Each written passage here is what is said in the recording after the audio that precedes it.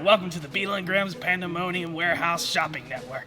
Shipping Goblin Bob here is going to tell you all about our new Platinum Edition. It's my favorite. Thanks, George. Friends, are you tired of putting a cat, a flask of poison, and a source of radiation into a sealed box and having to settle for a cat that's dead or alive? Well, Beetle and Grimm's Pandemonium Warehouse has the product for you. Introducing the Schrodinger's Cat Platinum Edition. With the Schrodinger's Platinum Box, you can have both versions of your pet at the same time. Free yourself from objective collapse and enjoy a cat that simultaneously exists in two decoherent realities. It's time for atomic indeterminacy to enter the macroscopic domain. It's time for Schrodinger's Cat Platinum Edition. Yeah. She's totally dead. But totally alive. Only from Beetle and Grimm's Pandemonium Warehouse. Simultaneously available and sold out now.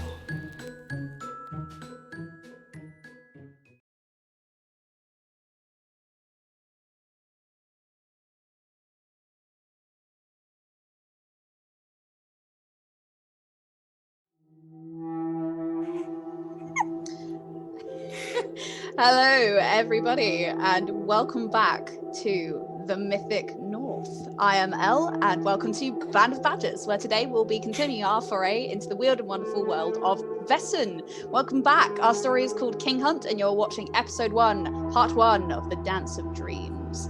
Gonna be fun. But I won't be just doing this by myself, because that would be silly. I am joined by my wonderful players today. Say hi, players.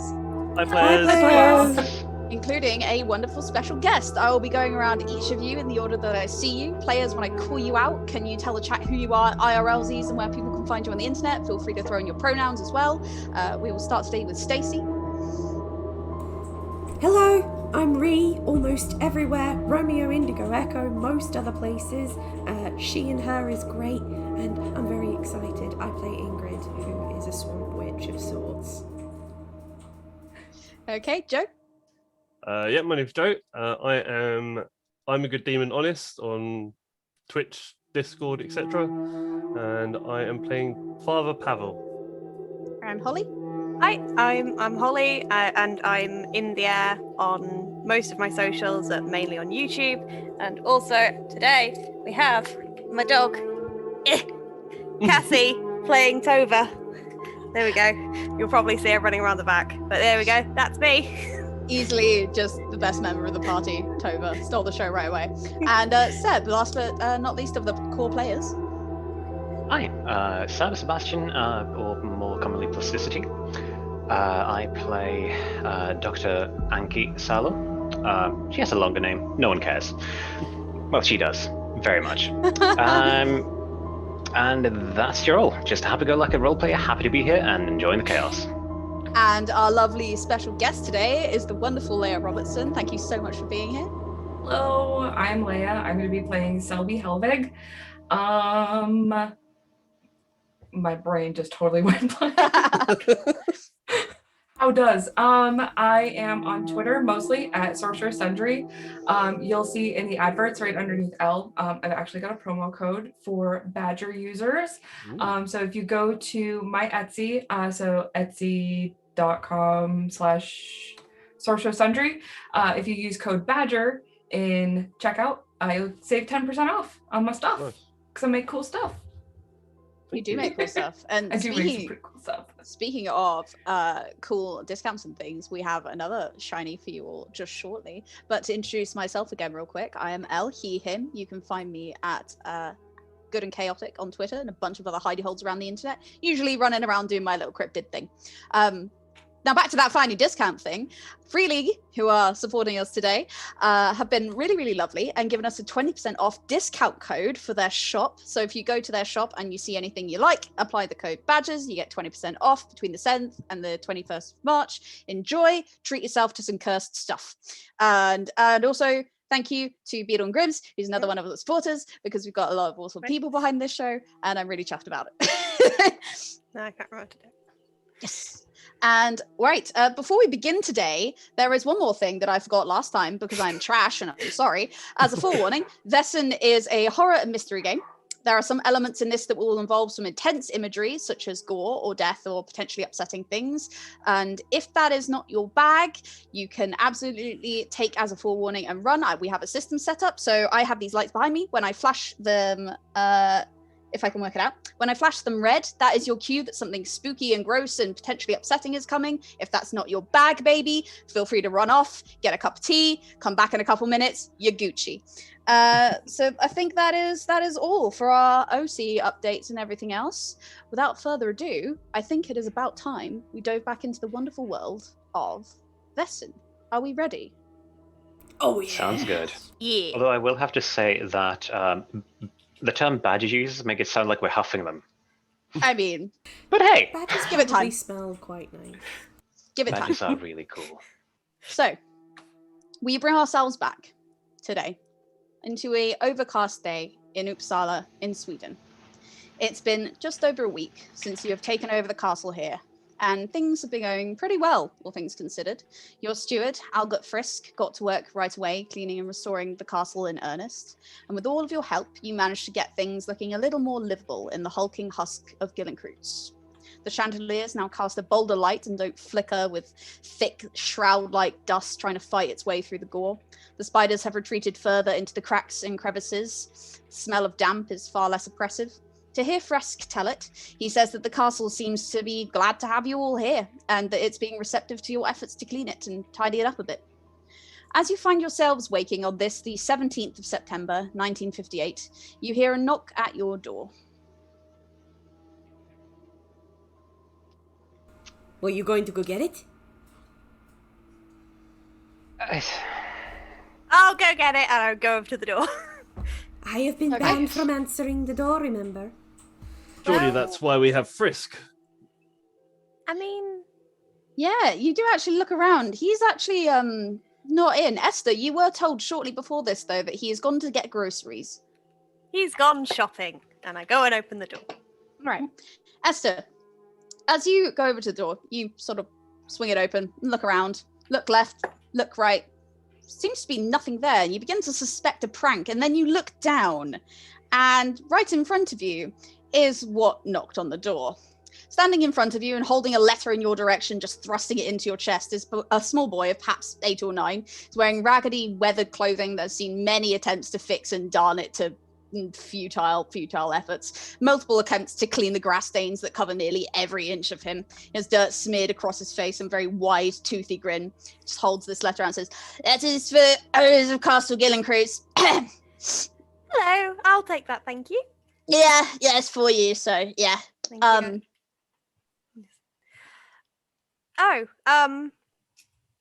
Right. Pull out, I don't know, whatever the equivalent of a couple of quid is, and just sort of pop it in his hand. Thanks. Are you devil worshippers? Why would you think that? That's my mum said. My mum said that anyone who comes to the castle is like really big on the devil and stuff, and that I should talk to you. But that made me want to talk to you more. So yeah. Do you worship devils and stuff? Tell him we do.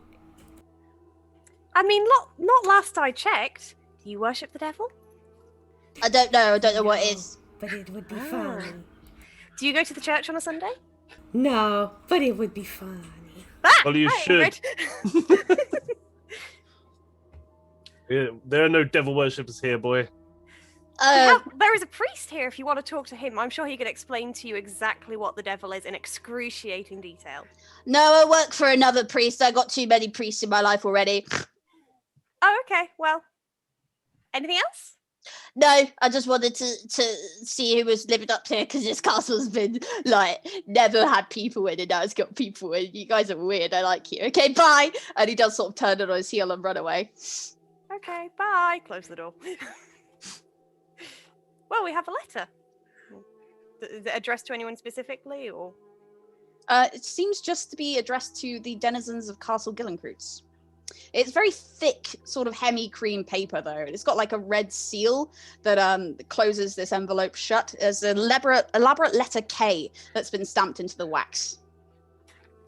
Okay, I will open the letter. So you open this letter, sort of pull out the paper. Again, it's like heavy, thick parchment. It's been written in what appears to be a sort of ill-formed hand, almost like somebody who's just sort of maybe gotten out of schooling recently and has about gotten the hang of handwriting, but hasn't really grown into their own flair with it yet. And written on it is The Dance of Dreams, Shadowplay, written and produced by Miss Sevilla Harchula. And the rest of the message goes as follows. A shadowplay of horror, murder, and revenge. Let yourself be enraptured and terrified by shadow theatre with clockwork as amazing as that of the masters' constructs on the continent. Watch as evil smiles, good people go to their doom, and spirits come to life. Follow Oscar Hjort's encounter with the Dark One, his struggle, and finally the betrayal which claimed his life. Hear the tunes of the enchanted flute that send souls dancing directly to hell. The show will premiere shortly at the Witchcat Inn, not for the faint of heart. Scrawled under this note is another element that seems to be written in another handwriting entirely. Whilst the rest of this is sort of scratched out in a fragile hand, this is sort of a bold and elegant cursive written at the bottom, and it says, "It is not all it seems. Something restless stirs here. Meet me tonight at the Witchcat Inn. Regards, Olaus Clint." There is also a set of scrawled directions on where you can find the Witchcat, which you know to be just south of Uppsala, where the road forks to head for both the ferry crossing and the town of Sigtuna, respectively. And at this point, I will unveil our first little handout, which is the Dance of Dreams. We should probably have that website open. That website, what shows you things? Yeah. Hey guys, we got invited to a cursed theatre show. This is why we stopped Ingrid from answering the door in the first place. There you go. And I hand Anki the the letter. I'm... What? I see.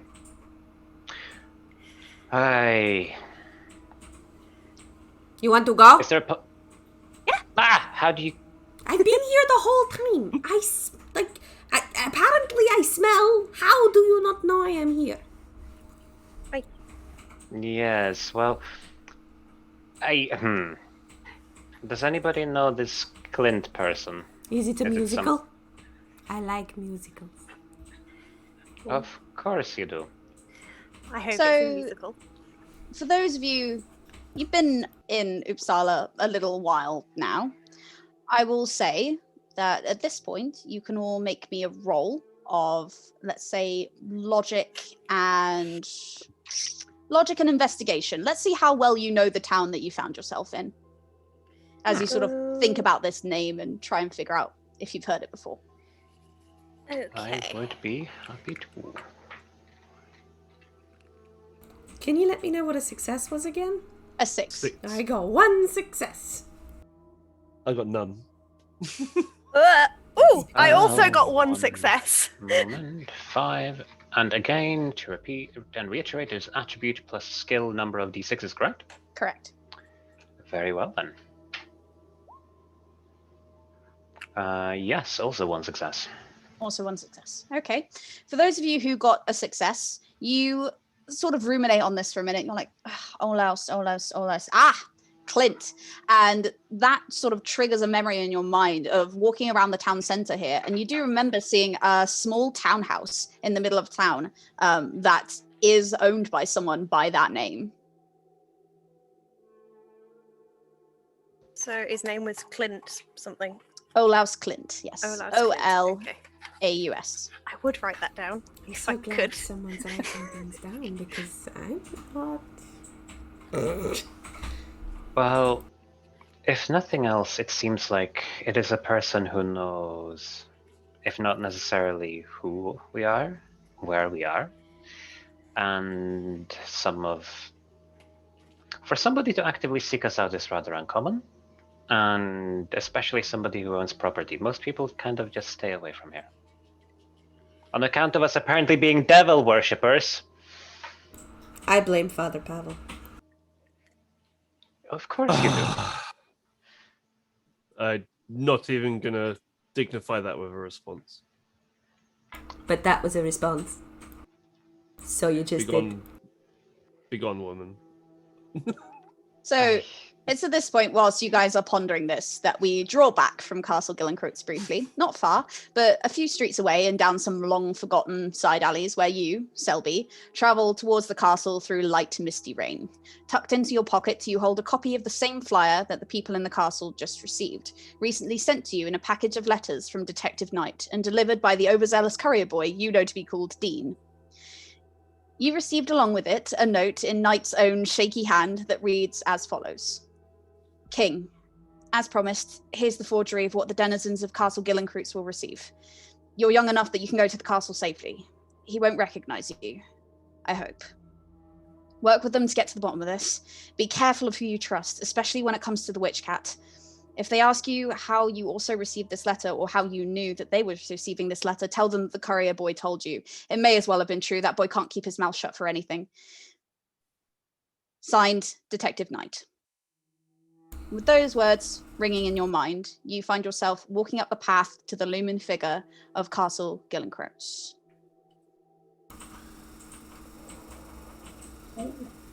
I suppose I'm gonna knock on the door pretty hard. It's a big castle. Who knows where they are?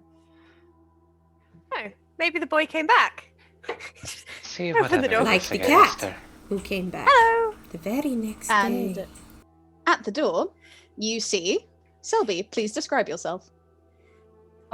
So Selby is a fairly tall, 6'3", like curly dark hair. It looks like the only kind of styling that they use is maybe like running their fingers through their hair every once in a while.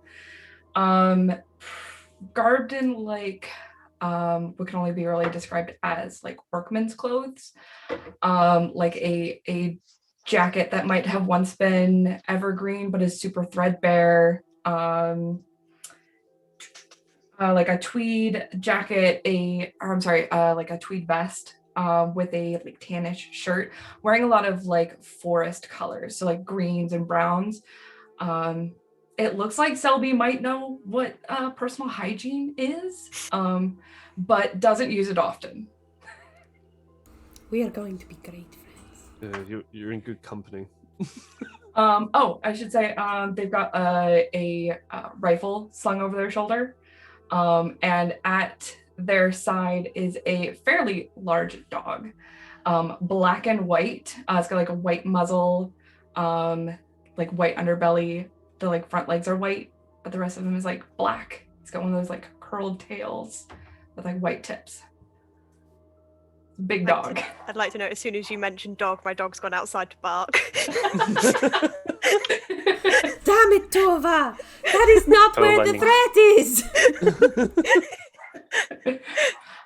is! So Selby will look down at Esther and hello? Hi, I'm Esther. Who are you? Selby, I'm expected, and just like walks in.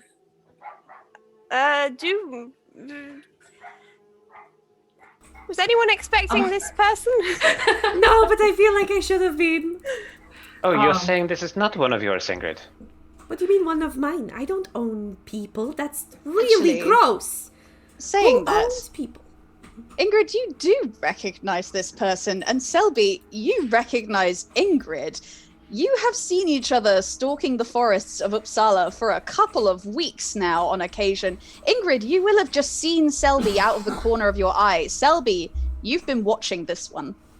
As soon as Selby makes eye contact with Ingrid, they like walk up and like offer a hand.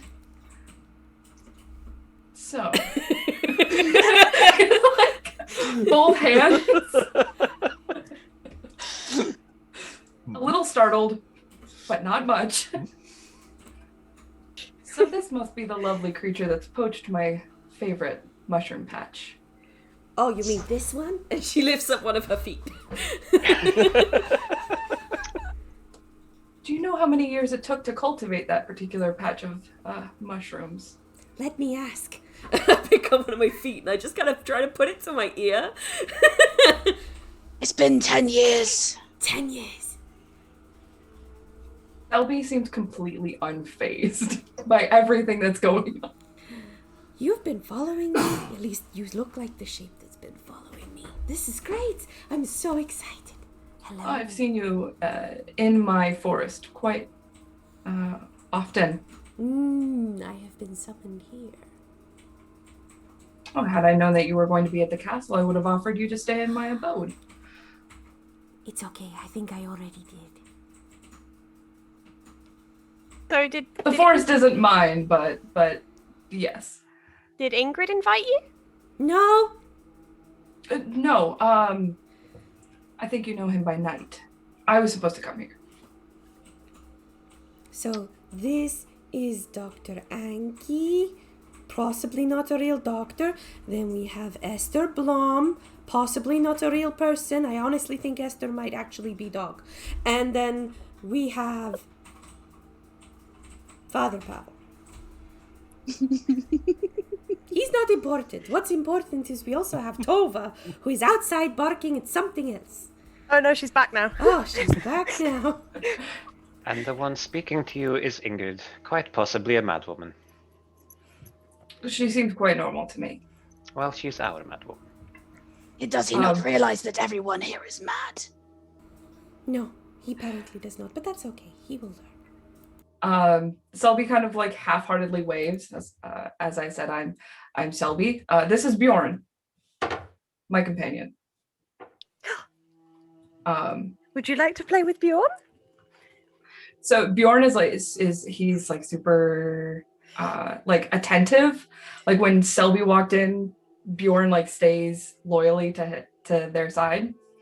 And as soon as like Holly says, "Do you want to play?" Bjorn almost looks at Selby like, "Can I go?" So he's, "Go ahead." And as soon as Selby gives the command, Bjorn bolts off like a tiny. Bjorn is a big dog that doesn't think he's a big dog. So I will say that Tova will wiggle out of Esther's hands and chase after Bjorn. And off they go. And Gone now forever. there are two of them. I will assure you, Doctor, mine is fairly well behaved. He doesn't get much time to play, though, unfortunately. A feeling most familiar. You said you were expected, and you said that Mr. Knight is the reason for this. Unless I misheard you? That was the detective fellow, right? Yes, Inspector Knight. The same. Sure, yeah. Yeah, I got a letter from Dean. Dropped off a package for me. And was that the Kid can devil talk. worshipping boy? No, he thought we were devil worshippers. Ah. the town talks. Yeah. It does? The people in the town. Yes, it Of does. course. Every brick has something to say. I'm gonna go make some tea. You know, bricks are just mountains. Mountains that have been controlled into shapes. Strong tea. Unless the bricks are made of clay. Oh, then it is mud that has been controlled into shapes. There's Swamps. Once marshes. you're quite finished discussing the ethics of enslaving silt, Esther will probably have finished her tea making. A storyteller person. Hello. I have a wee little question for you. I may have an answer. It may even be right. And it may involve me asking if I can roll a thing. Oh, Yes. my favorite. Muy excelente. I see a rifle. You do. I'd like to see what kind. Oh, phenomenal. Okay, well, let's have a look-see, shall we? Oh no.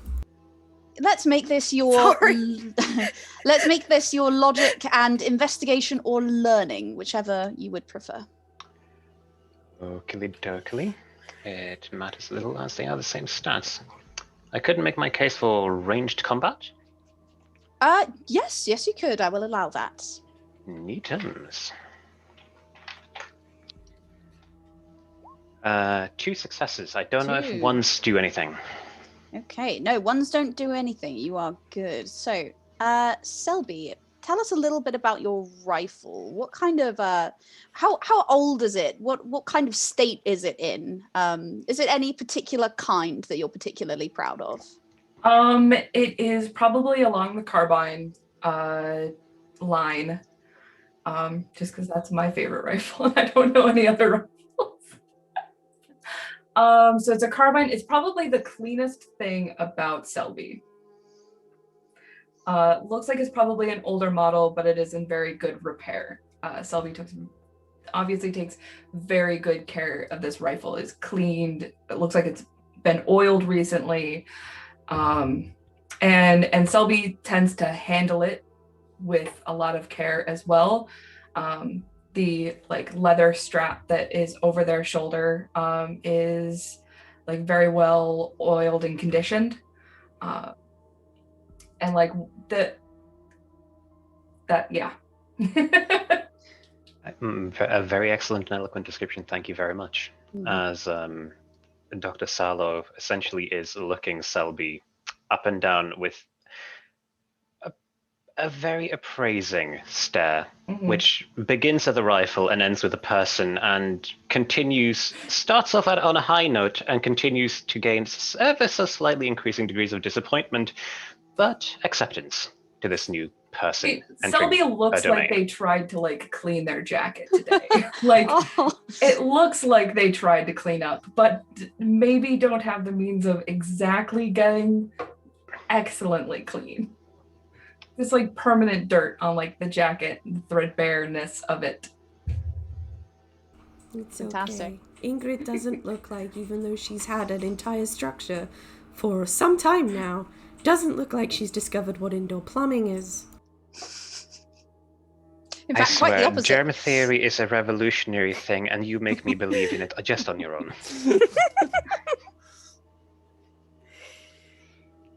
Okay. Like, Selby looks at least like they found a creek to like try to wash off.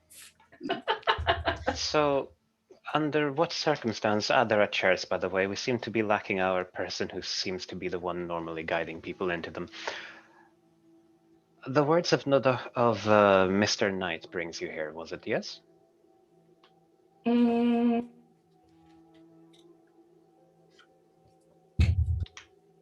I screw something up? Was I DM? Was I not? I was not supposed to mention Knight, was I? No, you can do whatever you would like. I am totally not empathetic. I have no idea how human emotions work. You can do absolutely whatever you would like. Yeah, you do have your flyer as well, so you have that with you. So that is, So Selby will reach inside of their jacket and like proffer like this flyer without Knight's other instructions, just the flyer. He's like, oh, well, I got this. Ingrid would like to literally like pounce at it, and like if Selby allows, Ingrid will just kind of like drive by and then just start reading it in a corner. Selby literally just like as Ingrid goes to leap, just like like puts it up in the air. Like, okay. Selby's pretty tall and lanky. Yeah. Probably a couple of sandwiches away from being probably too thin. All right, let's make this a contested precision and no. I'd like to roll for keep away. Yeah, exactly. I think for this, it's going to be a bit of a weird one because you're not really using force, but you're still trying to do like a very physical thing. So I think we're going to go for precision agility on this one. Ooh. Okay, so I'm going to go for a bit of a weird roll. Precision agility. I've only got 3 dice. I'm going to have to roll like 4 times. Right, get it, Selby. 1. I do not mean to distrust Selby's prowess. However, Ingrid will start to climb you if she fails. Or bite your ankles. Promises. What was it? Precision agility? Precision agility, yes. Mm-hmm. I got 1. Okay. on 6 die, I got 1. Selby, oh my god. Did you get? Selby? Okay, so here's what happens. Like Selby got dice. 4. Selby moves faster than you can even comprehend. The second you go to lunge yourself at them to get this flyer, they immediately just flick their arm up into the air and just give you a discerning slow head turn as they watch you scrabble for it. In the time it took for you to blink, you missed the entire motion where she both moved out of your way and held their arm up in the air. Like, that flyer is nowhere in your reach at all. Ingrid kind of just flops and lands and turns around with just like the look of disappointment. Like, if disappointment were a cryptid, it would be Ingrid right now. She's just like... And Ingrid. Selby's gonna like tuck it back into the jacket. Yes, And it is gone once again. I do not mean to seem judgmental once more, Ingrid, Then but I probably think you shouldn't finish that sentence. I apologize for my false courtesy. I shall scold you with most honesty this time when I say, we do not try to assault our guests for information. We ask politely before that.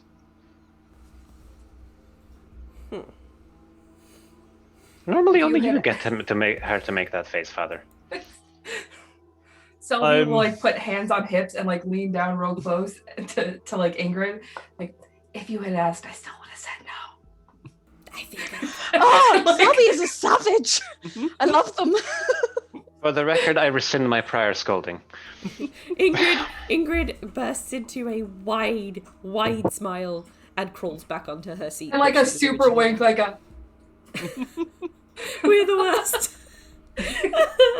Yeah. Phenomenal.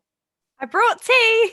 Esther like bimbles back in with a tray. It's got like little sugar lumps, a nice porcelain milk cart, and like mugs on saucers. So she bimbles back in, sets it on the table.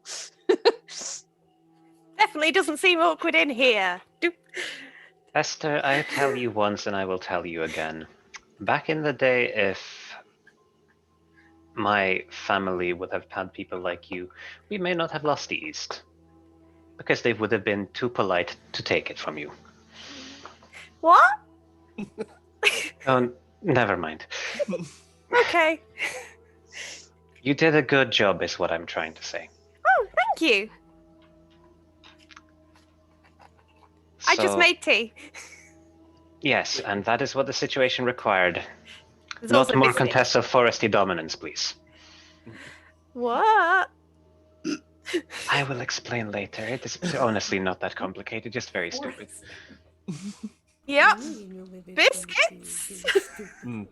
Yes, thank you, my child. And I'll take the tea and biscuits and sort of just sit down, shaking my head at the others. And Are you even allowed to eat biscuits? you don't get this round by not eating biscuits, my dear. Is that necessary for a godliness? Ingrid wonders to herself if maybe she's in the wrong profession. You're in a profession? I mean, aspiring swamp thing. Hello? Sure. Some of my ancestors would say, every castle needs a jester.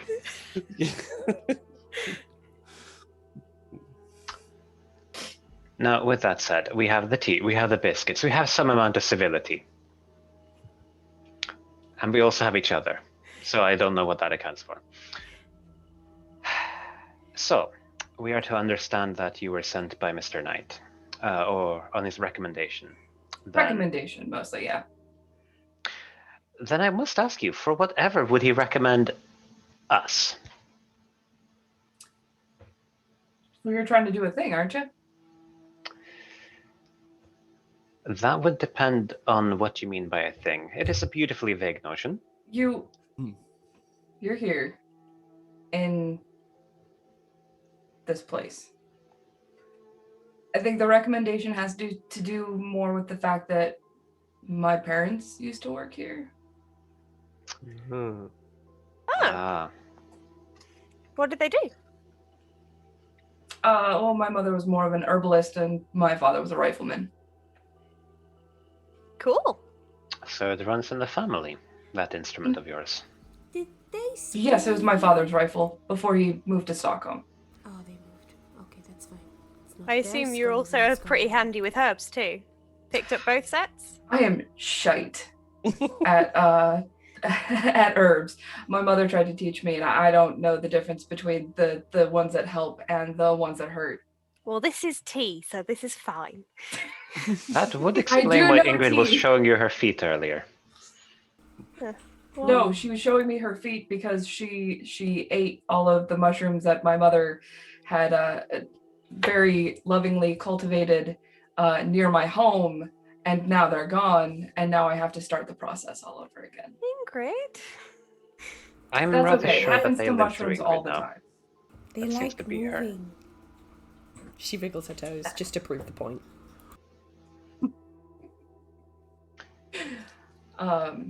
No, but my parents actually met in this castle, so it's quite dear to me. And Selby will like pat the castle somewhere, wherever is closest.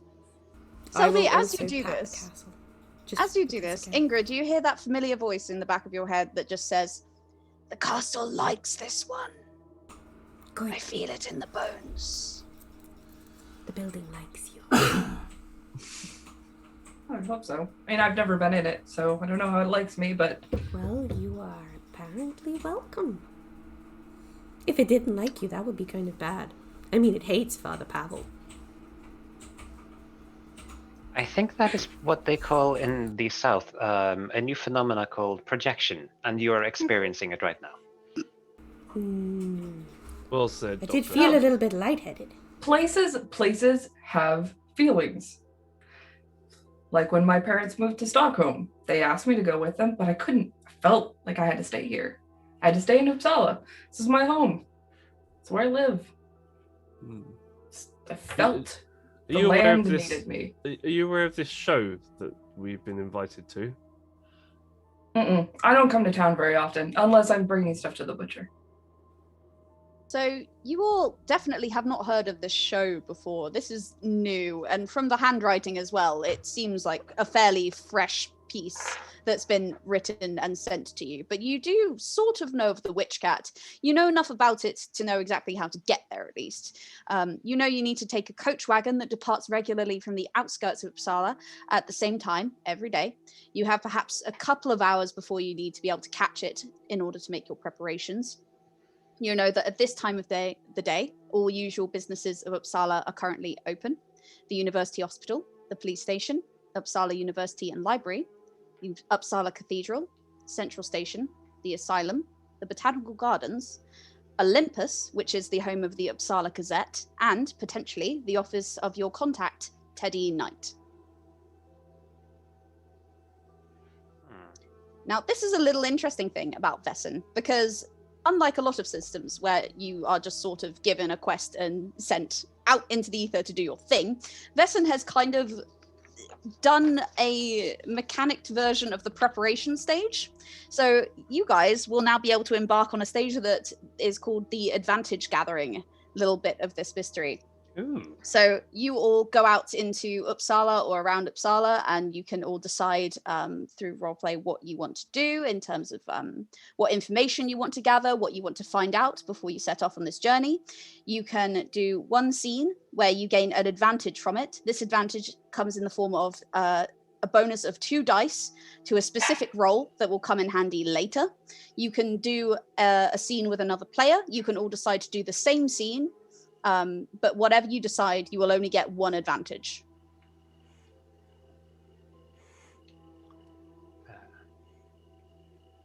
Could you Cool give us concept. that list of places that we could go to again, if possible? Of course you can. So you've got the hospital, Thank you. the police station, the university and library, the cathedral, the station, the asylum, the botanical gardens, the Uppsala Gazette, or the office of Teddy Knight, or potentially the home of Olaf's Clint, which you know to be in the center of town. On this flyer thing, did it say the name of the play? Yes, it is called the Dance of Dreams. Dance of Dreams. Okay. I think of all the things, I'd probably want to go to the library and see if I can find a version of the Dance of Dreams, see if it's a previous work or see if it's an original. All right. I want to go to the book place too, for other reasons. Okay. Don't hurt the books.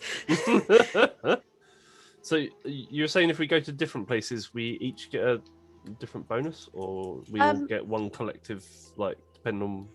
It depends on the scene and how you interact with the scene, basically. But you, even if you decide to go with another character on a different scene, that is fine. You can do that, but you will only gain the advantage from one of the scenes. Okay, right. Yeah. So we will put Stacy, we'll put Ingrid and Esther down for the library. Okay. What would the rest of you like to do? What leads would you like to chase up? A mechanically minded query. We are in possession of the same equipment as the last session, correct? Correct. Okay.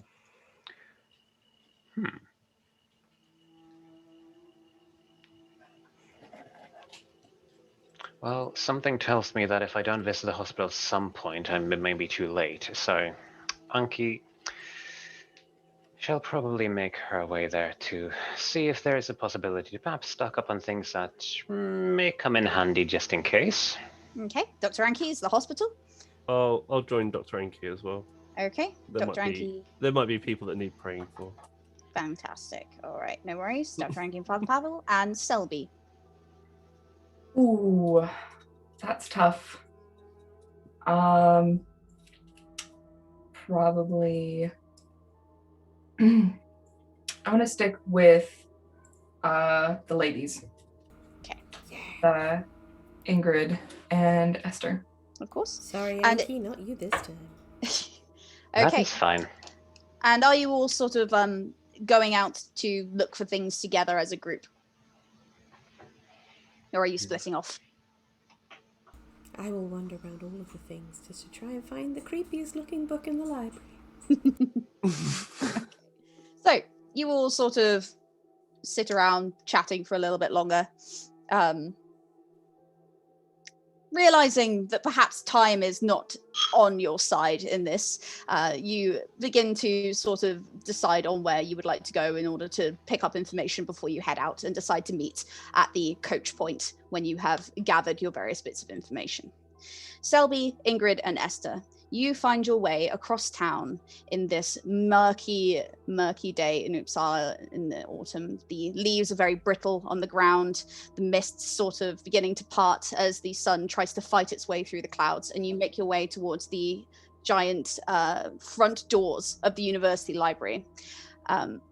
This place is expansive. It's absolutely beautiful. Whoever's cultivated the gardens here, it has been carved with sort of cobbles and topiary bushes, forming a maze-like structure that surrounds the university and leads you up to these giant oak and double doors that swing open to reveal a kind of reception area. And as you walk in, sort of an older man, sort of stacking books against a shelf. He's got sort of salt and pepper hair. Turns around and says, hello, yes, how may I help you today? Oh, I was hoping to see if I could find like play scripts or works of theatre. Okay, all right. I'm sure we can help you there. Are you a student of the university? Do you have some sort of credentials that you could use our collection today? I have a university library card. Oh, you do? Excellent. Can I just see that my eyes aren't what they used to be? There you go. Yes, thank you. Yeah, yes. And he just sort of adjusts his glasses on his nose and sort of stare at this for a minute. And he says, well, all seems to be in order. And if you could possibly tell your friend to stay a little bit back from the stacks. I don't particularly want to be cleaning up mushrooms for the rest of the day. I'm already reaching to put my hand on one. I would not do that, young miss. Please don't touch the books, Ingrid. Yes. Right. Well, I would get my assistant to show you in. Chester, and he's just sort of turn around and sort of look around and almost falls over. His like knobbly knees doesn't quite turn right as he goes to turn around, and you hear a voice go, "Oh, coming! Sorry, sir." And you see a tall young man of maybe about 21-ish. It's very lanky, very skinny. He's got sort of roughly tousled hair that looks like he's been running his hands through it, sort of glasses, round glasses perched on the edge of his nose. He's sort of carrying a stack of books as he runs over. He's like, oh, okay, don't worry about it, sir. I've got it from here. Hello, my name is Chester. Hello, I'm Esther. Yeah, pleasure. So where am I taking you today?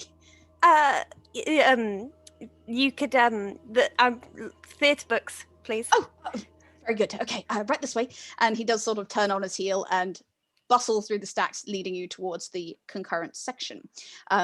You make your way through this place, and Esther, it is like heaven in here. The books are wall to wall. They are pressed cover to cover, and the covers are magnificent. There is everything from hardbacks to the ever wonderful sort of periodicals and thin paperworks. As you go through this place, you see bright illuminations, gold glinted lettering, you see gilded handles and roughly carved mahogany, and you look up and you see that these books extend for maybe 20 feet, and the ladders either side allow access to the books. As you look up, you also see that the roof of this place is pure glass. On a dark night, you fancy that the stars probably provide a lot of the illumination in here. Is the university open at night? Oh, yeah, of course. I don't really sleep, so yeah. I imagine it's quite beautiful, looking up at the at the glass. It really is. I would advise coming back in the sort of the wee hours of the morning if you're studying late into the night. It's quite comforting. I'm gonna just lean into LEIA real quick and just be like, do they be vibing? I know who this LEIA you speak of is. But... Sorry, Selby. I'm leaning into Selby and just be like, do they be vibing? All right, yeah. You eventually Selby just like shakes their head like, what? You're like totally zoned out. Yeah, Selby's just like asleepwalking. They're just going straight forward and they just barely hear you. But you do eventually get shown to sort of the correct section of the library, and Chester just says, well, shout if you need anything, and sort of wheels a little trolley away down the stacks. And you have all found yourself in the university library. Esther, you are looking for books on sort of shadow plays and yeah, I'm trying to look specifically for Dance of Dreams, and if not, just anything in that sort of area, so like horror plays and creepy things and like stuff of supernatural from what I gathered of the flyer. Right, of course. In that case, roll me your let's say logic or empathy. Okay. Which one's better for you? Empathy.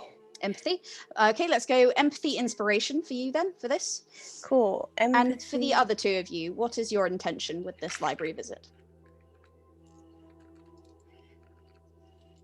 I'm gonna just follow the doctor around.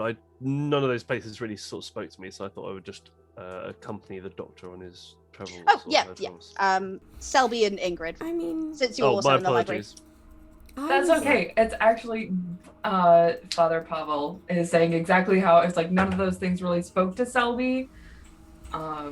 So they're just my hands are clean. I could pick books up for you.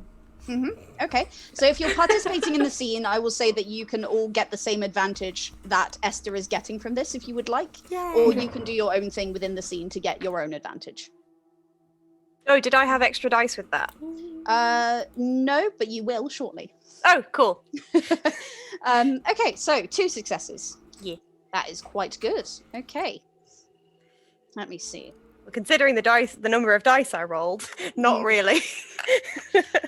It's an odd system where it's both incredibly forgiving and insanely brutal when it comes to giving you things for rolls, isn't it? Okay, so you, Esther, with your acumen with library use and your complete knowledge of the Dewey Decimal System, really quite impressive. You are absolutely stunning at this. You have done this before. You know this like the back of your hand. You quite easily find your way to the section on sort of oriental playwork and sort of the more esoteric theatrical productions, enough to find your way to a particular novelette on shadow plays.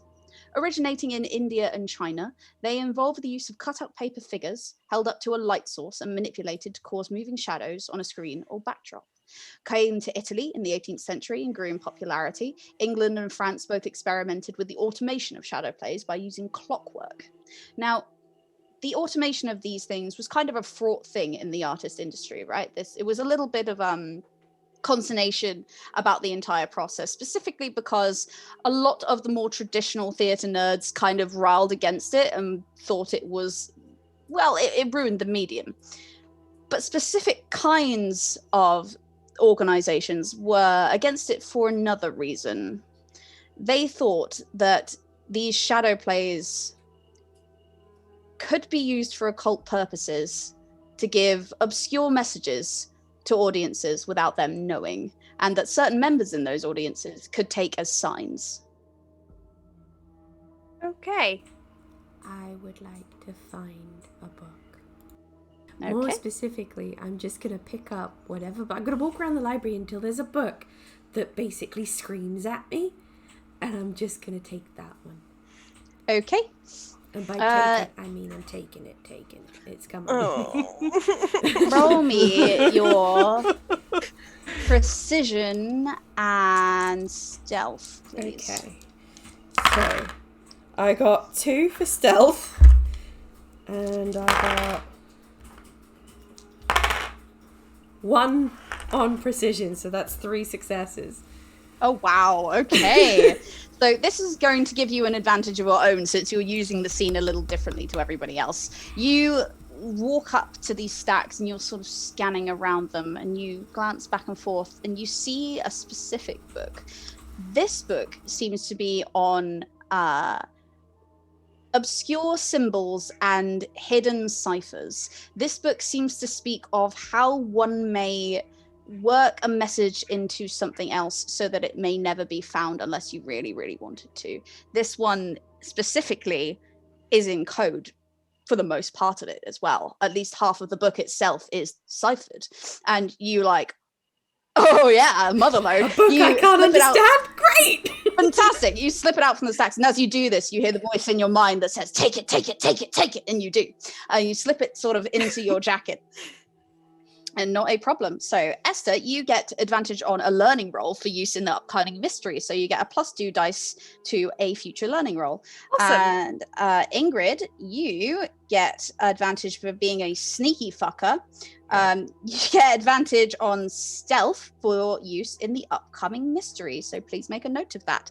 Selby, is there any of these 2 that you would like to aid in any meaningful way, or would you like to do something of your own here in the library?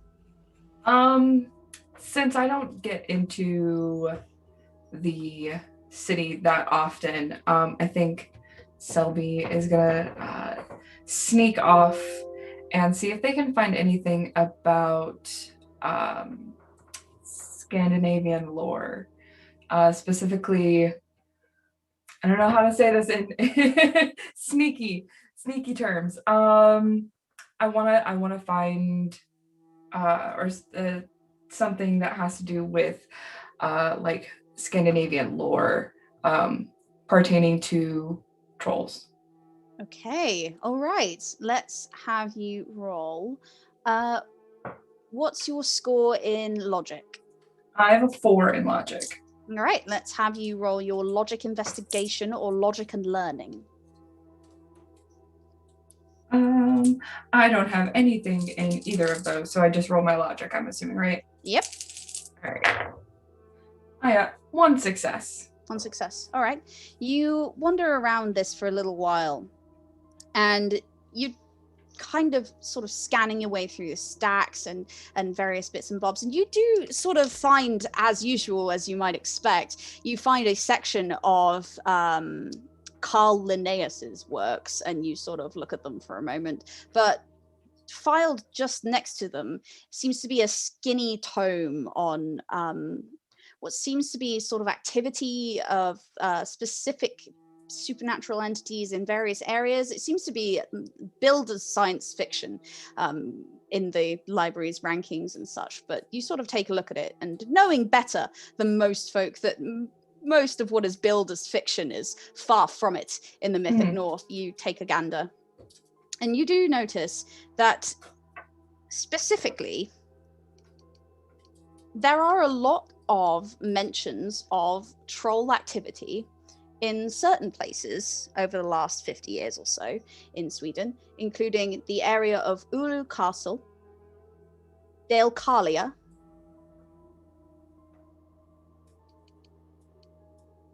the Witchcat Inn, and Uppsala.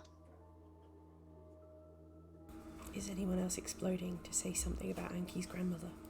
Yes. It's not just me. You're all terrible. You're all terrible. Get out of your systems now, you little shits. Your Honor, I'd like to plead the fifth. That's where Anki's grandmother lives. I cry. Okay. And sort of you do extrapolate on from this, Selby, and sort of taking you a while to have a think about it. You do remember Knight mentioning something a while back whilst you were having one of your meetings. The Witchcat Inn. Oh yeah. It was used as a gathering place by the Society after the Ulo fire and troll attack way back in the day. Supposedly, it was run by a Thursday's Child back then, too, by the name of Pyrie. And one of the last of these gatherings involved one Oscar Hjort, who Detective Knight didn't seem to know a lot about. What was the detective's name? Detective Knight I'm was the one who told you these various things. I'm sorry, my brain. The last gathering was by, what was the last name you threw at me? Oscar Hjort. That's what- Hjort.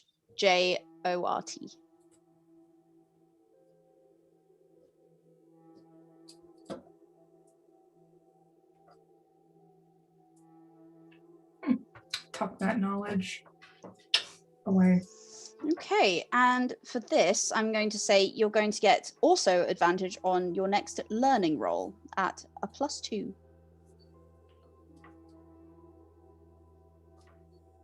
Okay. And we will draw back away from the library as we leave these fine folk to sort of scan the stacks. Esther sort of hurriedly flicking her way through the pages, excitedly tossing one book aside very gently and then picking up the other and going through it. Selby, you sort of looking around and very sort of carefully thumbing through various tomes, sort of frowning. And our wonderful Ingrid with a very inconspicuous lump under her jacket as she sort of stands in the shadows away from you both. And we will draw ourselves out of the library and across Uppsala as we follow down the streets and the roads of this place, and we head our way towards the hospital. It's again another sort of hulking building, very clean looking as far as the time period sort of goes. It's not horrendously maintained. And Dr. Anki, as you walk in, you do sort of get the idea that this place is one of the more reputable establishments that you've come across in your line of work. These people at least seem to make some pretense of keeping it tidy. There aren't any noticeable blood spatters or other bodily fluids on the walls. And as you and Father Pavel enter, you see a waiting room full of people, the sick and the injured who are waiting for assistance. You see a few flustered nurses and doctors walking around looking very busy. This time of day, it seems to be they've got quite a few patients in and are just trying to keep everyone happy and safe. Takes a deep welcome whiff of air of familiarity. It's like the cleaning fluids and maybe something heady underneath it that you don't really want to think about. No, the only thing missing is practically more people screaming and fire. But the lack of sulfur on the wind is certainly very much an improvement. Is there some sort of reception desk area or... There absolutely is. As you sort of wander up to it, you see a sort of a young woman who's currently filing things away, sort of writing things down. seem to be very, very busy. And sort of as you walk over, though, she does look up and she sort of says, can I help you, sir? Well, I am looking to peruse your records from, I would say, the last 20 to 30 years of local deaths. Oh, okay. I'm.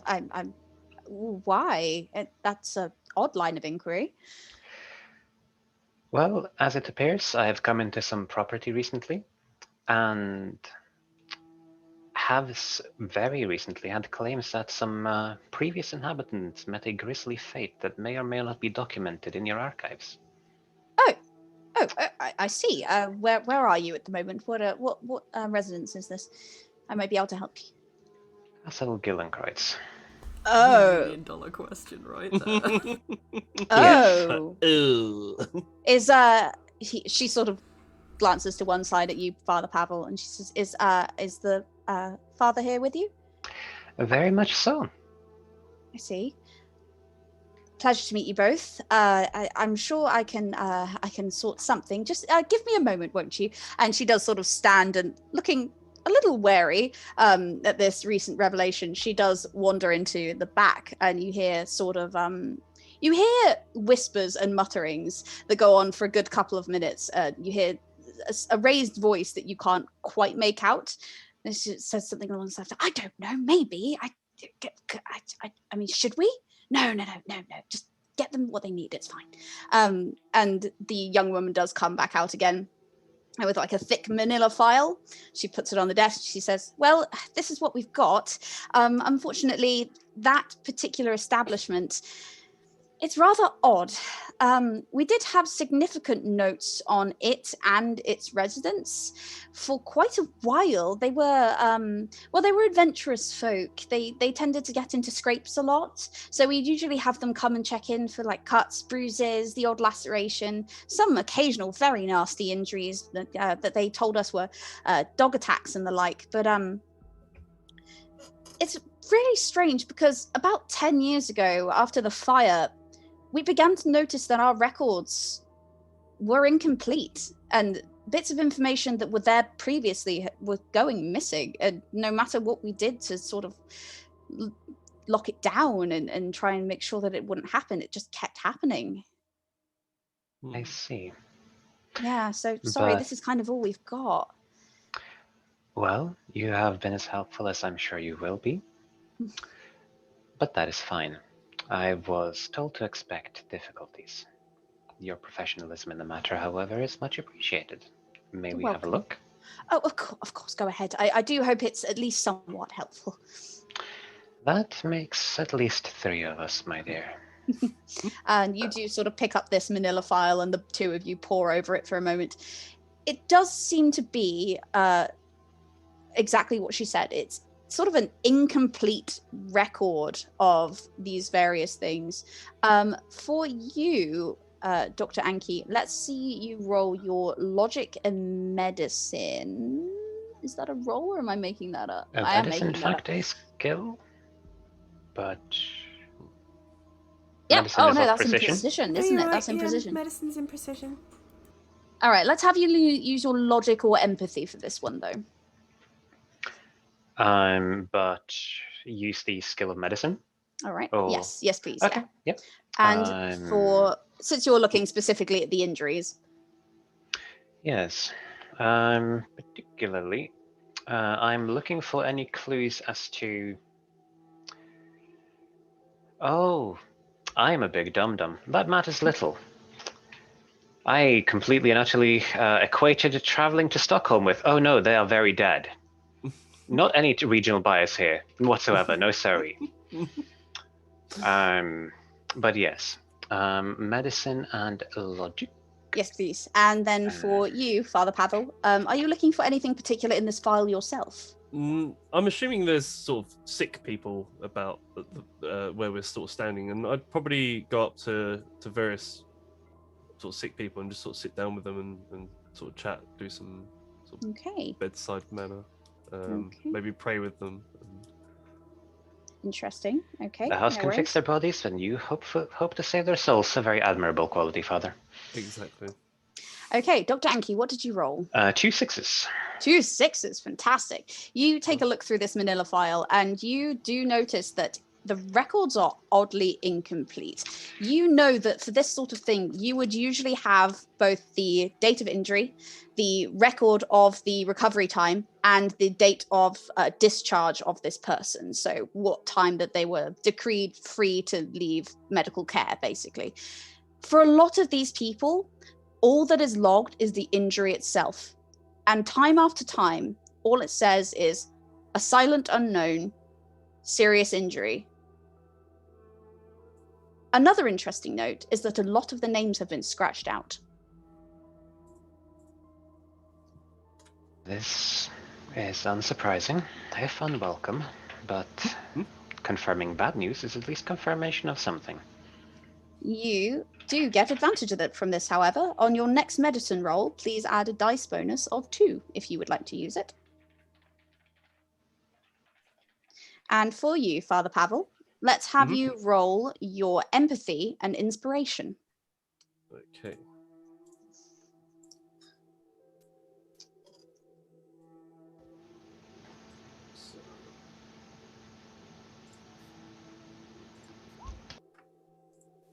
And I got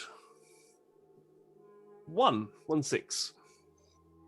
Okay, 1 success, that's more than enough. So you bimble around these people and you begin to make yourself known to them. You maybe sit down beside them, have a quiet chat, bring out your Bible, and they resonate with you. These people will sort of, once you begin talking and you make it known who you are and which institution you're with and why you're here, they are very receptive to your efforts. And a few of them sort of end your sermon looking a lot better in terms of their mental state. They look a lot calmer, they look a lot more sort of measured, they're sort of talking in less hurried, less panicked voices to you now, sort of opening up about what happened or why they're here. And you feel pretty good about how this has gone. On your next inspiration roll, you may add a dice bonus of 2. Thank you. Okay. And about this time, Anki, you are done with the minnow file.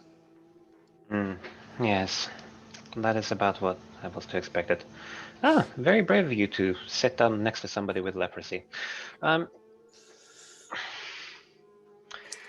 we about done with the care for... Yes. I believe so. I mean, surely everybody should be given a chance to hear the good book. Yes, especially those so very near knocking on their door, yes. You do have gloves, don't you? I will get you some. You see the young lady sort of behind the counter sort of says, "Oh, are you done?" Yes.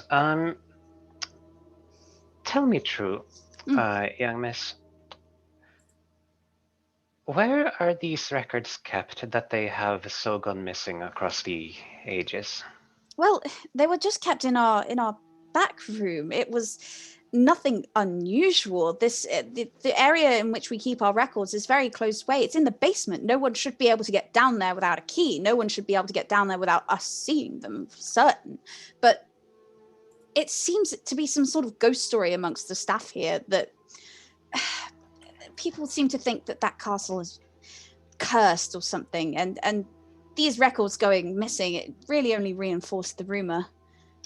Well, and Anki sort of just leans in a little bit in an attempt to look very much taller and more imposing than she actually is, rather a neat little lady. I will not say that there are not some degree of truth to every rumor or every legend, every tale you might ever hear. I will certainly not say that. That would be very unscientific in such a house of healing. But you just told me everything I need to know in case some of those things were to go missing again. Just food for thought. Right. Yeah. Great. You have been very helpful. If you will, however, the next time you find any of these records indisposed, displaced, or otherwise missing, It would be very nice if you could notify us, for they are of our people, of our kin, and as they are no longer amongst us, these are some of the last mementos of them that we have, and for them to go missing is very unfortunate. Yes, terribly sorry. Of course, if you wish to sort of check back, perhaps at a later time, I can see if there are more in the storage room. It's quite expansive, but these are sort of the only bits that were filed directly under that name. I would appreciate that very much, young one. Okay. Sadly, for now, time is not on our side, as it is never in a hospital. So I will leave you to do what it is. That it is whatever you do. Well, Thank you very much. You're welcome. Have a nice day. And she does sort of like awkwardly take the file from you and tap it on and very hurriedly make her exit out to the back room, looking very flustered indeed. Well, I feel invigorated, Father. We should meet with the others before Ingrid undoubtedly finds a way to make it either there ahead of time or too late, or perhaps both. I agree, most definitely. Yeah, and easy peasy, you guys do make your way over to the coach stop. And as you sort of converge upon this place, there's like a dirt road overgrown with trees and shrubbery that sort of opens out into the wider lands of Sweden. You sort of look back and forth as you begin to see the coach trundling its way down the road, sort of a rickety vehicle with its wheels barely hanging on at the sides, some odd holes in the sides, which Selby and Dr. Anki, yeah, those are bullet holes. As this coach stops in front of you, you all converge on the meeting spot. Hello?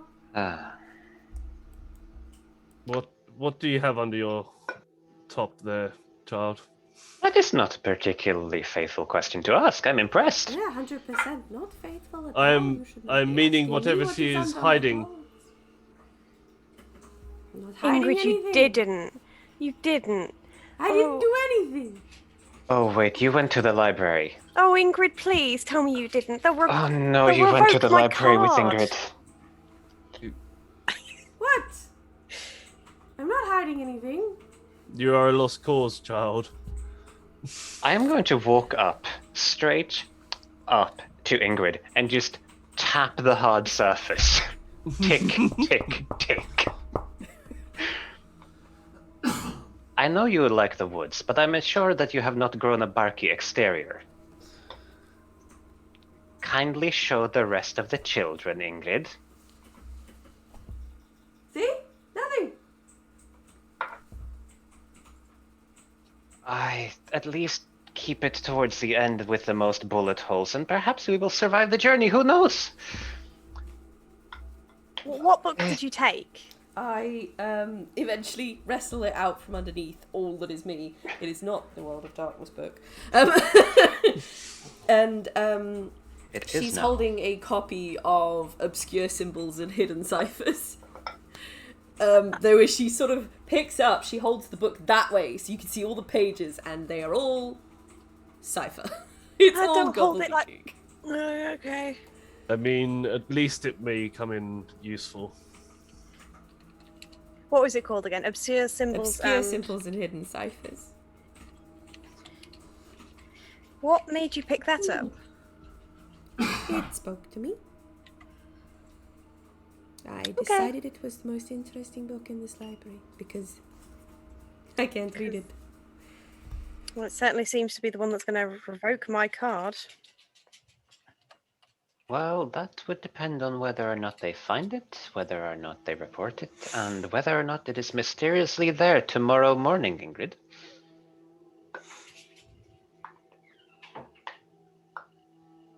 Yeah. Um, I know when you are ignoring me on purpose, child. I feel like this whole time Selby's just like standing in the back, like Like, oh no. just watching what's going on.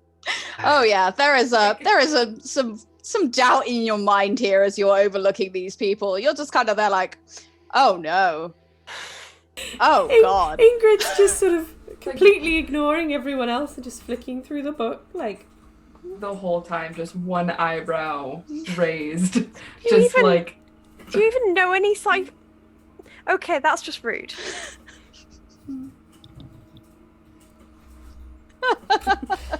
I guess once it was made of tree, but now it just is made of sadness and disappointment. Let's make our way towards inside the Yeah, okay. You make your way over to the coach, and sort of the coachman is a weathered older gentleman who looks like he has seen more time outside than indoors, and far more years on the road than any human being should really conceivably see. He's got very weathered clothing, a battered sort of nose that's a little askew in places, as though he's had it boxed in several times and ramshackly fixed it himself. He does give you all sort of a crooked grin. Where are you off to? Witchcat We are Inn. off to the theatre. Correct? All right. That is correct. I'll take cash. Will you take Father Pavel? Ingrid. Depends. No. Not above it. We have money. All right, hop on. Okay. One of Ingrid us looks does. dejected and super disappointed that she can't sell Father Pavel for a coach ride. Yeah. All right. I'd like to Hello. ask, did Hello. we leave the dogs in the mansion by the No, the dogs are with No, you. we totally left The them in dogs the are with library. you. We know better Unless- than to try and to separate the dogs Bjorn from would the at humans. Bjorn would at least have been calm. We'll I'm just- say that the university had some sort of kennels that you could stow the dogs in whilst you were looking around the library. You could pick them up again afterwards. I'm just imagining 5 You had to- people and 2 dogs getting into a coach. That's exactly what's happening. Well, that is luckily, exactly what's my happening. dog is quite compact, so I can just put her on my lap. In the All library, I'll you say- almost put Ingrid in the dog pen with the dogs, but Oh my decided God. against it. I mean, it would have saved us some grief. It would have, yes. All I'll say is either putting her in the kennel or bringing the dogs into the library wouldn't be the wildest thing that library has seen, given the hunter. Not entirely wrong. Ouch. I mean, if you honestly, No, not the hunter. I think Never mind. what you guys would have noticed more than anything is that, interestingly, the library had no real reaction to Selby at all. They commented on Ingrid, but to Selby, they just let them pass. Carrying a gun and everything. Yeah. I was distracted by the books and missing nothing the else. mushroom feet. So you all pile into this coach, piloted by this rather ramshackle gentleman, and you begin to make your way down towards the Witchcat. Sort of this fall day seems to get more aggressive the further you get away from Uppsala, and as you begin to make your way down the road, the weather does begin to turn. There is a terrible storm raging now, black clouds blanketing the sky with the wind howling and the rain and hail pouring down. It leaves you soaked to your skin even inside the carriage. Lightning cracks across the sky and thunder makes the horses rear and whinny, but the coachman drives them on with his whip. The journey takes about 3.5 miserable hours, and the storm grows increasingly violent as you progress. Through the coach window, you can see just ahead Lake Malar in the west as you approach, its foaming waves splashing against the shoreline. Traveling through a pine forest, you see tall trees being knocked to the ground by tempestuous winds or split by lightning strikes. In the flashes of lightning, you see large rocks amongst the trees, moss-covered lumps that seem to stare back at you. Suddenly, the Witchcat appears at a T-junction surrounded by the woodland, Lake Malar to the north and the west. It seems to be the only building for miles around, but that's not quite true. The coachman is eager to drop you off, however, and continue on his way towards Sigtuna as you all pile out. Halfway between the inn and the small community in the distance that you know to be the town of Sigtuna, you see a church spire peering up through the tree line, just perhaps a couple of meters ahead. Welcome to the Witchcat Inn. And we will take our break there and come back to it shortly. So, thank you all for sticking around for the first half of VAESEN. We will be back very shortly, so please don't go anywhere. It's going to be about a 10-minute break or so whilst we get tea and snacks. So everybody go and do the same. Go get your get your snacks, everything else that you want to do, and possibly a stiff drink. And then we will be back in 10 minutes to have a chat with our wonderful guest, LEIA Robertson, to talk about her sort of her crafts and her numerous things that she does, which is very, very cool. And then we will dive back into the wonderful world of VAESEN and the gloriously strange Witchcat Inn. Thank you all. See you soon. See you soon. Ciao. Bye.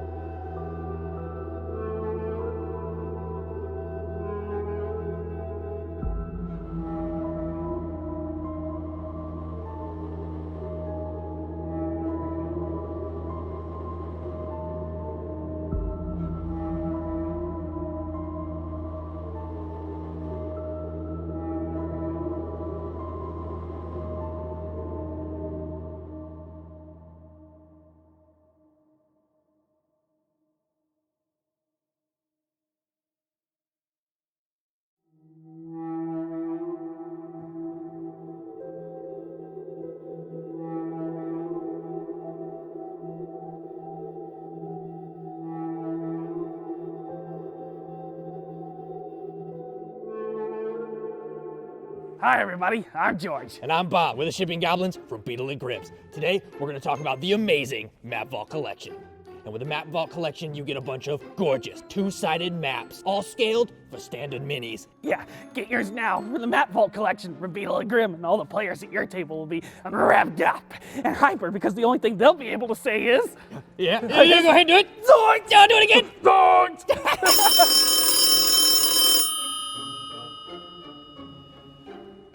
Hello? Who do you think you are? Yes, Mr. Lillard. You're just some goblin. Yes, sir. You can't just go off and use my It's your voice thing. like that. I have rights. Completely. We just thought... Oh, okay. I'm gonna take this right to the yes, sir. beetle. Hey, Grim. Thank you, sir. What happened? Matthew Lillard watches our show!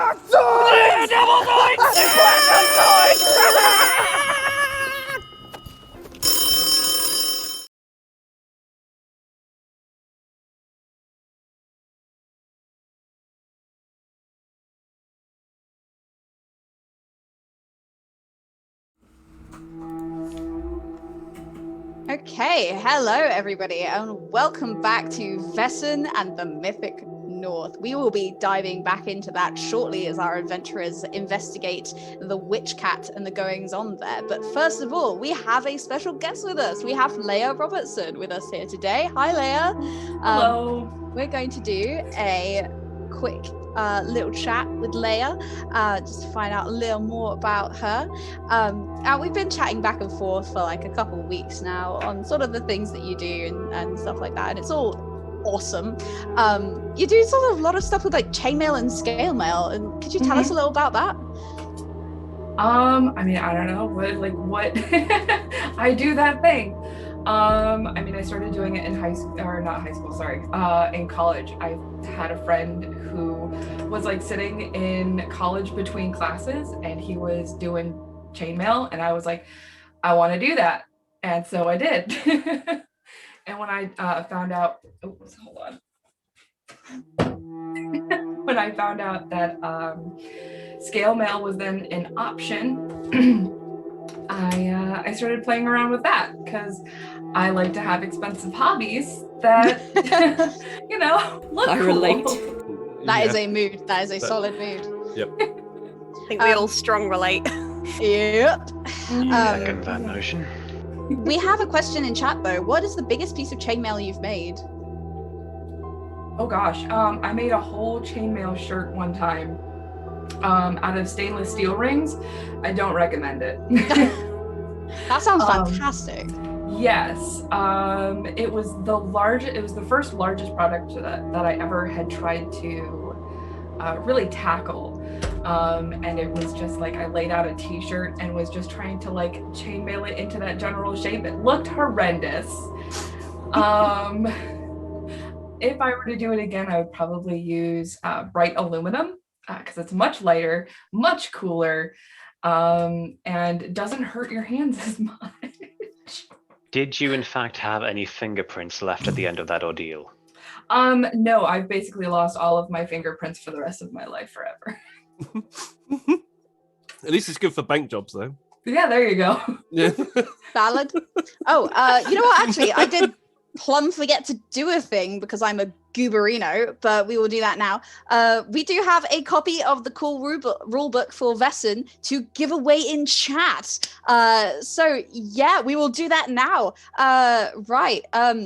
Okay. What are we gonna do this time? I think for this one, What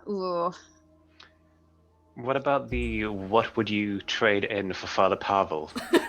Yeah, all right, okay, sure. What is Father Pavel's soul worth to you? We'll pick the funniest one. Bonus points if it's something from Leah's shop. Chainmail, let's see. That's pretty Yeah, good. absolutely. That's What would pretty you good. sell Father Pavel for? And how much scale mail is Father Pavel worth? Oh yeah.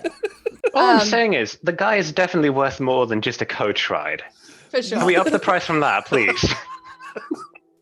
All right. And It whilst depends. Were we renting him out or permanently selling? Because there's differences there. that is the kicker, isn't it? But sort of while we let chat ruminate on that little conundrum, what advice would you give to new painters when it comes to painting small and tricky, since you do so much with mini painting? My advice is practice, practice, practice, practice, practice. And there is no such thing as doing something wrong. Because when it comes to mini painting, I kind of developed my own way of painting. I didn't watch a lot of videos. It wasn't until I started selling my minis and going to conventions that I finally started, I looked up my first video on how to paint eyes. Because when I started, I just painted over the faces and I put in like the vague hints of eyebrows to like make it kind of look like this person had a face. But yeah, just doing it every day. And if you're frustrated with something, put it aside and work on something else. You only get more flustered when you continue to work on a paint that doesn't, like, you can't make it work in your brain. So move on to something else. Move on to something completely different. I got stuck on a large build recently that was fantasy oriented, and to kind of get my brain out of a weird headspace, I decided to work on some cool steampunky stuff. And I went back to the fantasy stuff and I felt better, and I painted some really cool dragon wings. It was really awesome. So Awesome. yeah. Was that Steve that asked that question, just out of interest? I see you, Steve. I know. Trying to get tips for our brush off. He's trying to win. There's don't even try. Is all your inspiration from fantasy, or do you take any from old religions? That is an interesting, I mean, I do try to more key in fantasy religion when painting certain minis, because I do more Dungeons and Dragons type paints. I do tend to focus palettes on certain like in-game deities. But I mean, I do pull from certain religions when I'm doing like there's a set of Vikings that I did recently. I did pull very specifically from Nordic religion. Okay. But I don't normally, mostly I stick very much in the fantasy realm. All right, interesting. And I think that's all of our questions from chat. But you do have an Etsy shop, don't you? Can you tell the people where they can find that and what kind of things you sell there? Yes. So my Etsy is obviously on Etsy. I believe it is etsy.com/shop/sorceress sundry. The stuff that I've got there, I've got a couple of minis. I keep getting into this problem where I post like miniatures and stuff like that, and everything just keeps like going right out the door. In shop, out. But I do miniatures, I do chainmail, like cool chainmail stuff. I'm wearing a little bit of that now. I just came out with, a couple of weeks ago, I started doing potion bottle earrings, which are just like little glass vials with colored resin in them.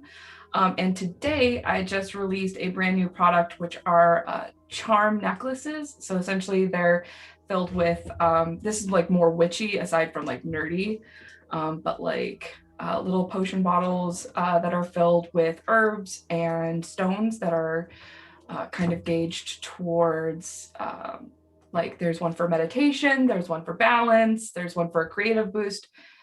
No, there isn't anymore. Sorry, that one got sold recently. But yeah, I just kind of do what makes me happy, which is chainmail, shiny rocks, and miniatures. Oh, and I do make dice earrings. I do have a whole bunch of those. So if you've got your ears pierced and you like dice, get dice earrings. They're super cool. All right. Yeah, wow. Awesome. Thank you, LEIA. And once again, it's an absolute pleasure having you on the stream. Selby is fantastic. They are my Tilda Swinton Aragorn icon, and I'm so excited to have them as a little NPC, and I'm so pleased. I don't think we've dropped that. Oh, well, that's a thing. We were chatting about Selby and what they look like, and LEIA just said to me, oh, I essentially want them to be as if like Aragorn were played by Tilda Swinton, and I lost my mind. I lost my mind. I love it. I love Selby, and I love everything about them. They're just they are an icon. And then one last drop. Just remember, guys, if you are on my shop, you can type in code word Badger at checkout to get 10% off of my shop. And that's it, running in the advert underneath L. So don't forget that. Okay. And dear players, what has been right now? Dear players, what has been your favorite answer to the question in chat? Who do you think should get the giveaway prize? Well, so far I've got we've had the options of Klondike bar, cool, a can of peanuts and a Bud Light, great, and one skull inside another skull. Skull inside another skull. It's gotta be. It's a VAESEN game. We've got to go with the trauma answer. You'll always win with a session callback from me. Oh dear. All right. Well, that then goes to Hi, I'm Korg. Oh, congratulations. We also would have accepted Anki's Nan. Oh yeah, Anki's Nan. Well, Anki's Nan won last time, so we can't really give Anki's Nan again. Yeah, that's true. You can't trade me what's already mine, guys. Okay.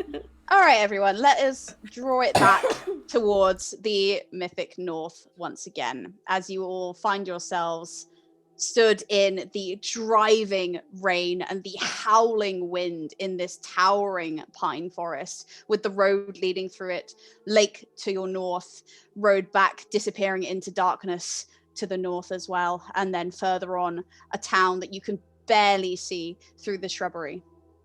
The Witchcat itself in front of you is a leaking, rusted, rotting hulk. It crouches amongst the trees, sort of heavy with its own decay. And although you can hear and see activity inside that spills through the door, barely clinging onto its hinges, and windows are clouded with age, it seems absolutely desolate. The warm light from inside dapples against the tree line on occasion as you see figures moving around within. The sign hung from the building's door is also barely hanging on by a thread, and you can see a couple of the outbuildings that seem to be a stable, a collapsing conservatory of some sort, and a mound just behind the inn, which seems to have a trapdoor inlaid in it that might lead down to some sort of root cellar, you think. All are in similar states of disrepair. All of this is held within the yoke of an overgrown garden, sort of choked by thick vines like so many twisted, elongated arms, and weeds that have long cemented their permanent tendency in thick carpets of growth. Under the protruding roof of the stable, you hear the hiss of flame fighting for life against the dense damp of the air, and see a flare of bright red from a lit cigarette as someone stands under this dubious shelter, taking a long drag as you all pile out of this carriage, and the wagon peels away, and this person sort of takes a long drag of their cigarette, looks around, and waves you all over. So did anyone get any notification on when the wagon will be coming back? Actually, let's just get out of the bloody rain for starters. No, I'll sort of walk I'm over using to the book individual as an yes, umbrella. my child. No, like you're I've not. opened the book up and it's over my head. Oh no, Esther, that hurts. No, please no. Esther, that hurts your soul. I will take off my blazer and trade. Please. I say if as soon as Selby sees that, they at least have enough, it takes off their jacket and just throws it over Ingrid. Amazing. Ingrid is fine with this. She still has the book, and now she has a new jacket. Puts blazer back on and is very sad. All right, fair enough. And you all make your way over towards this figure, sort of smoking under the stable overhang. They're a 40-year-old or so man, sort of middle-aged, with a well-groomed beard, glasses that are sort of spotted with rain perched on the top of his head. He's clearly given up any pretense of wearing them, has actual seeing apparatus as the rain is slanting in sideways and just negating almost all impetus that this shelter actually gives him. He's wearing a very threadbare, old, worn jacket, nice hat, sort of whistling quietly to himself as you all make your way over, bouncing his foot impatiently. He sort of says, well, considering you're the only people that have arrived today, I'm guessing you are the people who I've sent my pamphlet to, or my communique? Yes, probably. Who are you? Terribly sorry. Olaus Clint. Hi. Hi. I'm Did Esther. you not advertise it to everybody? Well, the advertisement was sent to a few people, but my note specifically was meant for only a few discerning ears. Oh, we are VIPs. I am distinctly concerned about the goings on inside this place, and I could use some help in investigating. And I take it is much worse than just the rain. Unfortunately so. This place, I mean, look at it. It's a complete heap. It wasn't like this a year ago. It wasn't like this 2 years ago. Something has made this happen. So the wood rot just set in recently? Yeah. And not just that, there have been really, really troubling rumors about things in the night, fell dreams, figures seen just beyond the periphery, classic sort of haunting stuff. And frankly, I can't deal with this by myself. And hearing that Castle Gillenkreutz is once again occupado, I mean, I knew a few of the people who lived there before, and they've helped me out in the past. So I thought I might reach out to all of you and hope that you would heed my plea. Well, we're here. I'm gonna go and pat the building. I don't like this place. It smells. That's rich coming from you. You smell worse. I'm the one with the nose. Yes, but so do I. That means I smell better than you. I have a nose, you've just never seen it. Really? I thought I'd have seen that by now. I pat the building again. You see nothing, you are ignorant. This is true. At least I'm not Father Pavel. Esther, like, Ingrid's just in the corner laughing to herself. Yeah, Esther seems perfectly happy. Ingrid seems perfectly happy sort of standing, patting this building and have a good conversation Esther with is her not own happy. brain. Esther is watching Ingrid and hoping that she'll have a chance to get that book. Valid. Once we get back to the castle, I'm sure something can be arranged for that, Estrid. Apologies for our strange friend. It's fine. Anyway, you seem to have me at somewhat of a disadvantage. Esther, I've been introduced to, but all of you, what may I call you? I am Father Pavel, my child. Aniki Kirasika Salo, Doctor. But you can call me Anki. I see. That's Most people do. That's Ingrid. Father Pavel. Oh boy. Selby Helvig. Ah, Helvig. Your family hail from Uppsala, correct? Mm-hmm. Yeah, just outside of Uppsala. Ah. Hilda and Alec. Yes, I knew them once. Yes, they've helped me out before. It's good to make an acquaintance. You too. Listen, whatever's going on here, this Shadowplay is part of it. I think the hauntings are somehow connected, but I'm worried for the girl.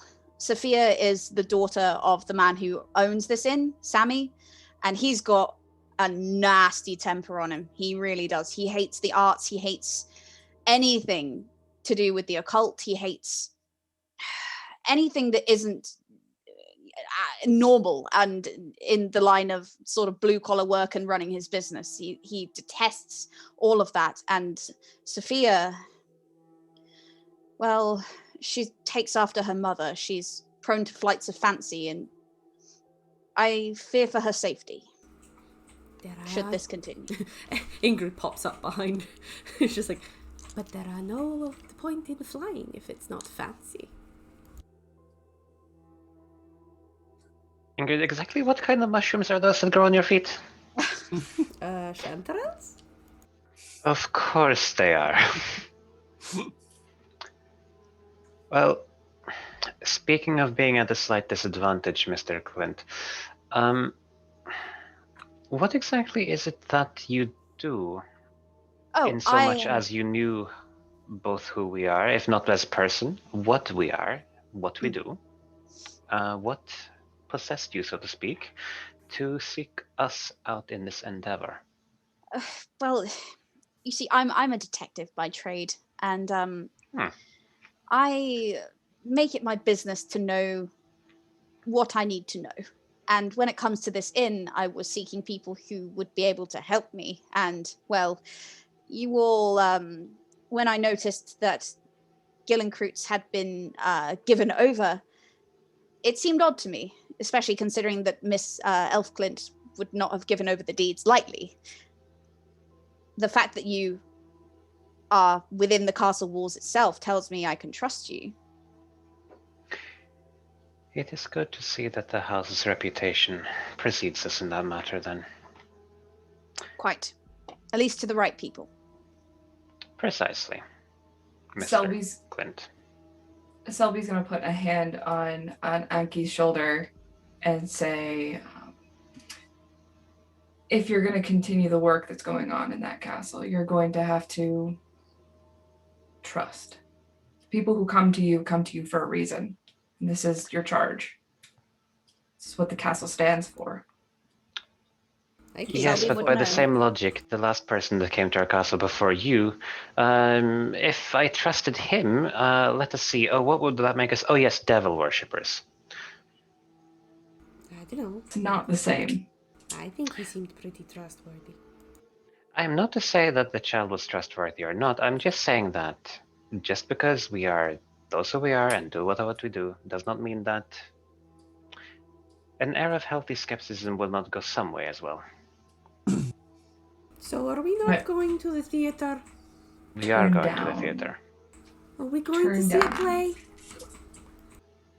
Okay. Well, let's all get out of the rain first, shall we? And again, just whatever's in there, it's not good. Tread careful. Selby's probably soaked. Absolutely. You guys are drenched at this point. I have no coat. None. Yeah, you are absolutely soaked to the skin. Sort of your tunic is clinging to you. Sort of the vague attempt at patchwork that you've done on your trousers is sort of like peeling off in places as the wind tugs at the string, and you're like, oh, God dang it. Oh, Selby, I do not wish to alarm you, but that is an excellent way to catch pneumonia. Let's get you inside. Selby kind of looks and is like they don't even realize they're wet. They're like, oh damn. Oh, it's raining. Oh, look at that. Okay, and you all make your way inside the Witchcat. The dining room of this place at first seems like it might be a refuge from the storm outside. And perhaps it is, in a way. But whilst the rain isn't as direct here, and neither is the wind, it now seems more like those forces are kind of talking in stage whispers behind your back rather than to your face. They're still very much still present, and it's a pain, but they're not at least hammering down upon you. The wind is howling a vengeful shriek through the cracks in the holes in the walls, and the rain is winding its way down in places in icy rivulets, plinking its way into metallic buckets that litter the floor. There's a bar area behind which is a door leading to the kitchens, and the staircase headed up to the first floor of the inn. And I will actually show you the map now that we have that out there. So that is on the Roll20 for you guys players, and that should be in our case notes shortly. The lower floor of the Witchcat. Sat at tables are a few very weary-looking travelers, much like yourselves, being delivered drinks and food by a dour, exhausted-looking young girl of about 16. Behind the bar is a tall, heavy-set man with a sour, mistrustful expression that's only enhanced by his thick white whiskers and a very unkempt beard. A thick ring of sort of heavy keys hangs from his belt that jangles when he moves. There are in total 3 guests sat at the separate tables. There is a man of similar build to the man behind the bar, who gives you a friendly, if guarded, smile when you all walk in, dressed practically, skin calloused from decades of labor. There is a woman with black, wiry hair, sort of bent over on herself as she nurses a grubby glass of neat alcohol, who seems not to notice you at all when you walk in. She's twitching on occasion as she sort of kneels over her drink. Dr. Ankley, please roll me a logic and medicine test. I would say I thought you'd never ask, but I very much thought you would. Well, is the map the bit at the bottom right? Is that the Witchcat Inn on the The box, yeah, the one with the dining room, staff bedroom, storage, and kitchen. The one labeled session handout or something, I think. Yeah. Neatums. Oh, right. I'll move you the all actual across. map. I will move you all across. Give me a second. There we go. Yes. That might be easier. Thank you. You said logic medicine, correct? Yes, please. Okay.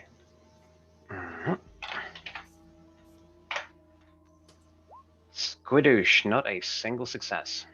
Oh no. Yeah, you stare at this person and you're not quite entirely sure what's wrong with them, but something seems off. The third person that you see sat at these tables is a stern-faced man dressed in the garb of a man of the church, who gives you all a nod of acknowledgement before looking over at the man behind the bar as though expectant. And as you all sort of step in and close the door behind you, this huge man behind the bar grunts in acknowledgement, seeing you all walk in, setting down the glass he was cleaning before he turns to the door to the kitchen and yells, "Anjali!" As he calls this, a short, red-headed woman with a warm smile and a threadbare dress bustles through the kitchen door and walks up to greet you all, kicking it shut behind her. And she says, "Hello, loves, how are we? It's a terrible evening for it. I'm so sorry you got caught out in that storm." And not as sorry as we are for experiencing it, I'm sure. But we are much happier for being inside. Oh, I can imagine. I'm just sorry this place isn't as up to scratch as it used to be. It's not usually like this, you understand. But it is a place of rest all the same, and you're more than welcome. Will you be having rooms and drinks and dinner? We can definitely start with... what time is it anyway? At this point in the day, it's probably about 10 p.m. And it is a guarantee, more or less, that that carriage is not coming back today.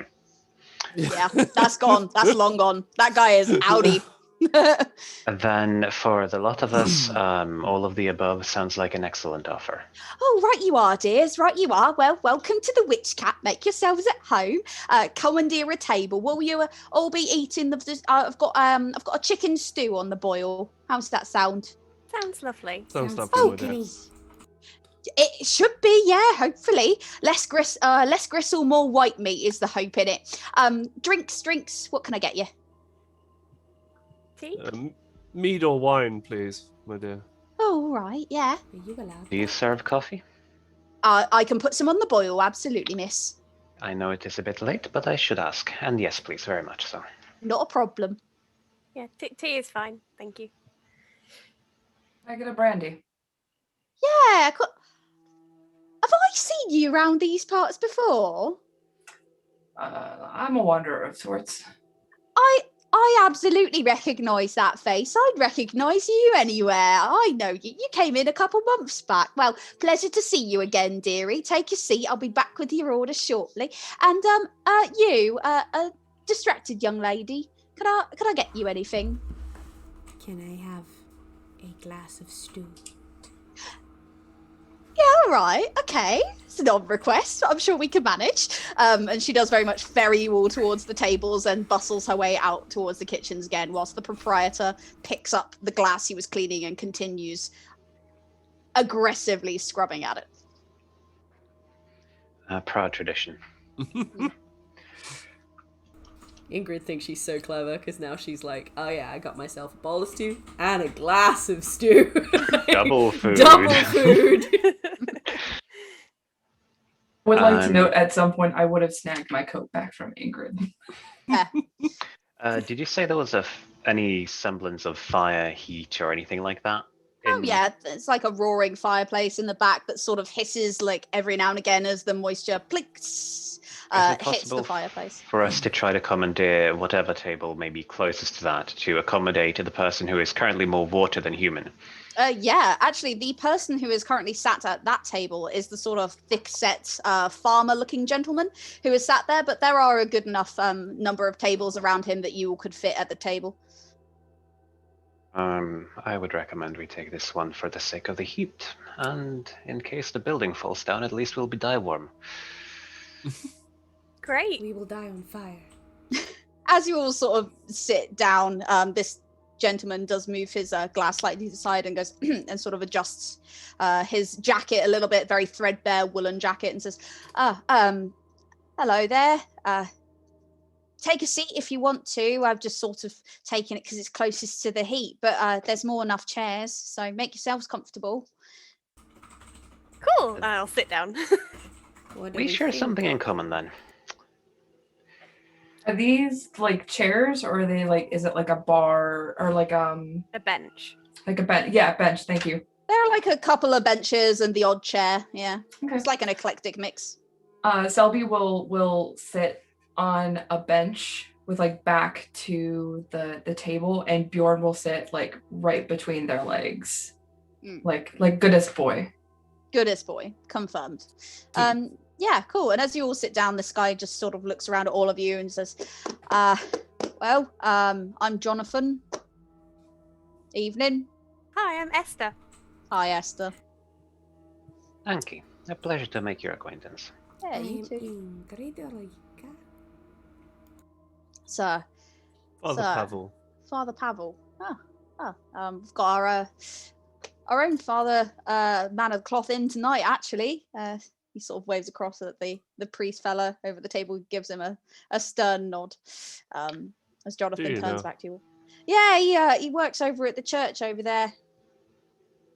I did not see any particular buildings or settlements on our approach, but that may just be due to the horrible weather and the fact that it is night. There was a church spire on the way down. I think we saw one of those. Or I saw one out the window. Yeah, you could have seen it on your way in. You know, it just protrudes over the tree line and stuff. I mean, it's pretty thick tree line out there, but you know, it's a big enough sort of building, I guess. Because I see all things. Oh, I mean, you're a very big traveling party. It's what's your business at the Cat? There's a theater show. Yes, we're here by invitation. Ooh. Oh, and he does sort of look very awkward and then look over at the bar. What? And bad reviews? You all notice as Sammy, who's behind the bar, has stopped cleaning a glass. And also the wonderful food and atmosphere. And Sammy is making very obvious eye contact with his daughter, and she is frozen in fear and terror, just stock still, wide-eyed like a rabbit in the headlights as her father glares at her, and he slams this tankard down on the table in a noise that echoes around this main room of the building and says, Sophia, kitchen now. And the two of them disappear into the kitchen, where you hear a man's voice talking rather loudly. He seems pretty rude. Jonathan sort of sets his glass down and goes, I hope we didn't get her into too much trouble. Can we sort of go over nearer the bar to where we might better overhear what they're talking about? Yeah, you absolutely can. And I do believe that the man might require some inquiries with regards to his spiritual health, Father, yes. All right, so Anki and Pastor Pavel, you are both approaching the bar area to try and overhear, are you? Okay. I mean, it's easy enough. It's he's not being quiet. He's very much saying sort of, what do they mean about a show?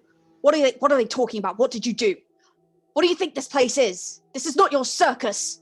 And you hear a sob as this girl tries to get across to her father, sort of in not so many words, trying to excuse herself, trying to make up some sort of lie or excuse or backpedaling, or then apologizing over and over again as her father just rains down verbal abuse upon her. And as you get closer, you hear a horrible, sick thwack noise as the sound of a palm impacting someone's face retorts around the kitchen. And you hear a whimper as the girl makes a horrible, terrified noise. And it is at that point that you then hear of tiny feet running upstairs towards the first floor of the inn. I'm gonna eat him. What? I'm so glad I wasn't there to hear that.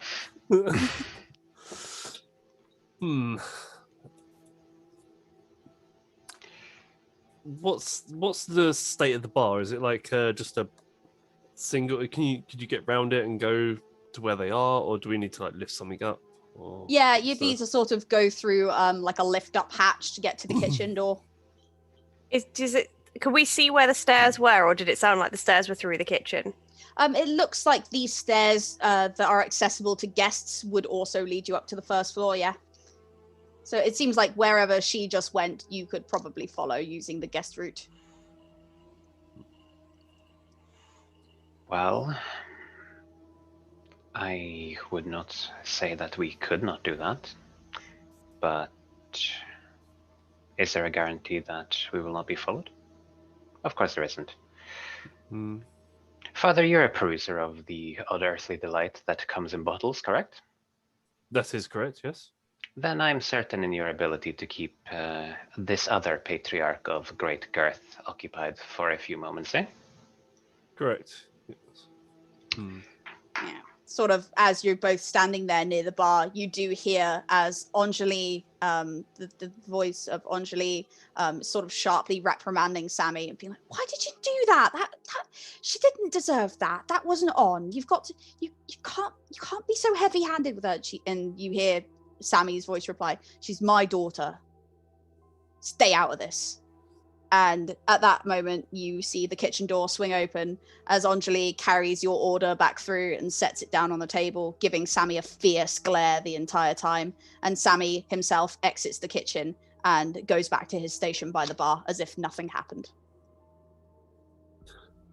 The doctor would like to try to garner the attentions of Anjali, the person. Anjali, yeah. Yes. The red-headed barmaid. Yes, exactly. Yeah, no worries.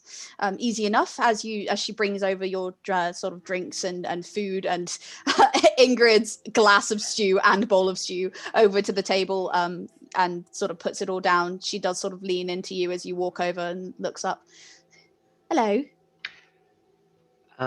If it is not too much trouble, I'm curious to inquire with regards to how one gets to the quarters for rest later. And I was curious if there are keys or otherwise that we should know about. Oh, right. Yes, of course. Give me but a moment, yes? Take your time. And as you sort of watch, she does walk over to behind the bar and sort of says, "Sammy, I need the keys for the guests. Could you do that? All right?" And he just says, "Yeah," and hands her sort of the ring of keys, and she sort of picks off a few of them. And as she's doing this, you do hear, as up on the first floor, you hear the telltale creaks of some feet climbing a ladder, and you hear the of a trapdoor opening and thudding against the side of a wall.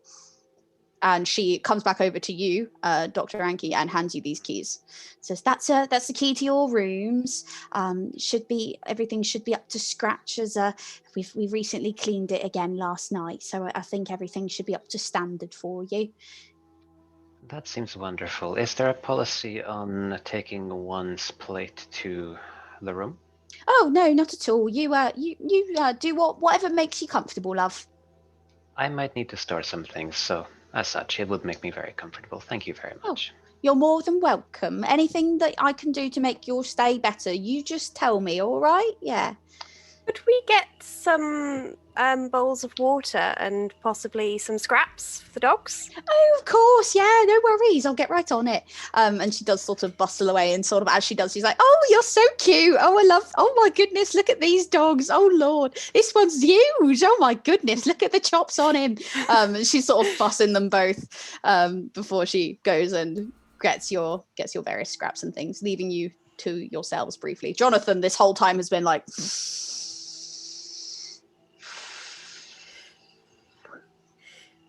This would be the first time somebody said something like that about Bjorn, because he's a little worse for wear. He's got like chunks missing out of his ears, like a huge scar on his face.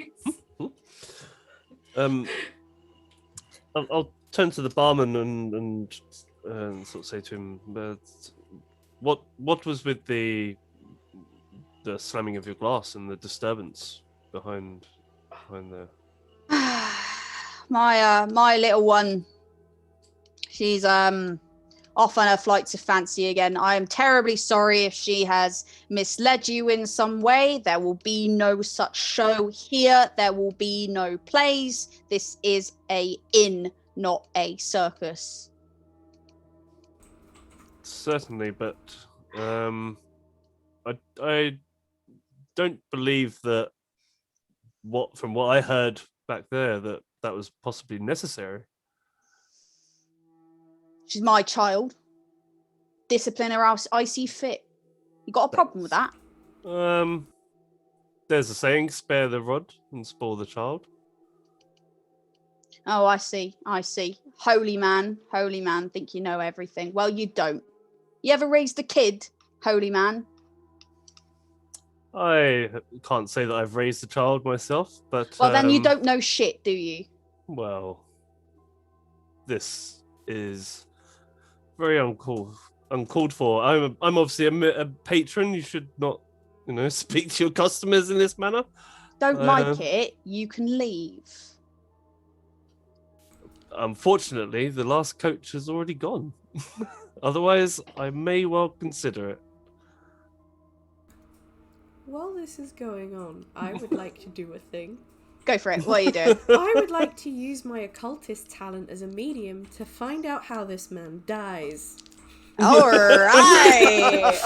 Ooh, spicy. Do you need to roll for that? Apparently, I can use my observation to perform a seance where I predict people's futures and contact the dead. Oh, extra successes provide more information, prolong the contact, or cause spirits to materialize. So I'm essentially I think I'm trying to tap into how he's going to die. And if I manage to make his own ghost appear, I would be so excited. So here we go. Okay, observation, empathy, please. Observation and empathy? Yeah. And how does Ingrid go about this? How is this manifesting? How does she Has she been given her stew? Yes, yeah. She's probably going to pull out of her pocket some small animal bones she's been carrying around and put them in the stew and just sort of start humming and running her finger around the edge of the wooden bowl. It doesn't make a sound, it's a wooden bowl, but she's going to do that anyway. And she's just like, I think as soon as that starts happening, Esther heads upstairs. No worries, you head upstairs. Hold on. Okay. I have rolled 1 success on the empathy, and that's it. Just the 1 success. 1 success. Okay, and 1 success gets you how he dies. Yeah, pretty much. It just says, observation perform seances to predict people's futures and contact the dead. Extra successes provide more information, prolong the contact, or cause spirits to materialize. On a failure, I'm given inaccurate information, attacked, or suffer a condition. Okay, so as you take these bones onto the table and you give them a roll and you begin to move them around and mutter under your breath the incantations that you have picked up, then this voice in the back of your head supports you and you both begin to work in tandem, your voice reaching a double timbre as you come to a crescendo, and you're both whispering and muttering in this foul voice, and this rasp echoes your every word. And you feel on the backs of your shoulders, you feel cold hands begin to creep their way up over and slowly, just gently hold the tops of your shoulders. Not hard, but present, as you feel this sort of looming figure appear behind you. And you focus in on Sammy's face, and you get a brief flash of a wooden building, a back wall, creaking sounds, howling wind, something scrawled on the wall in blood, and then a large thud and a loud snap.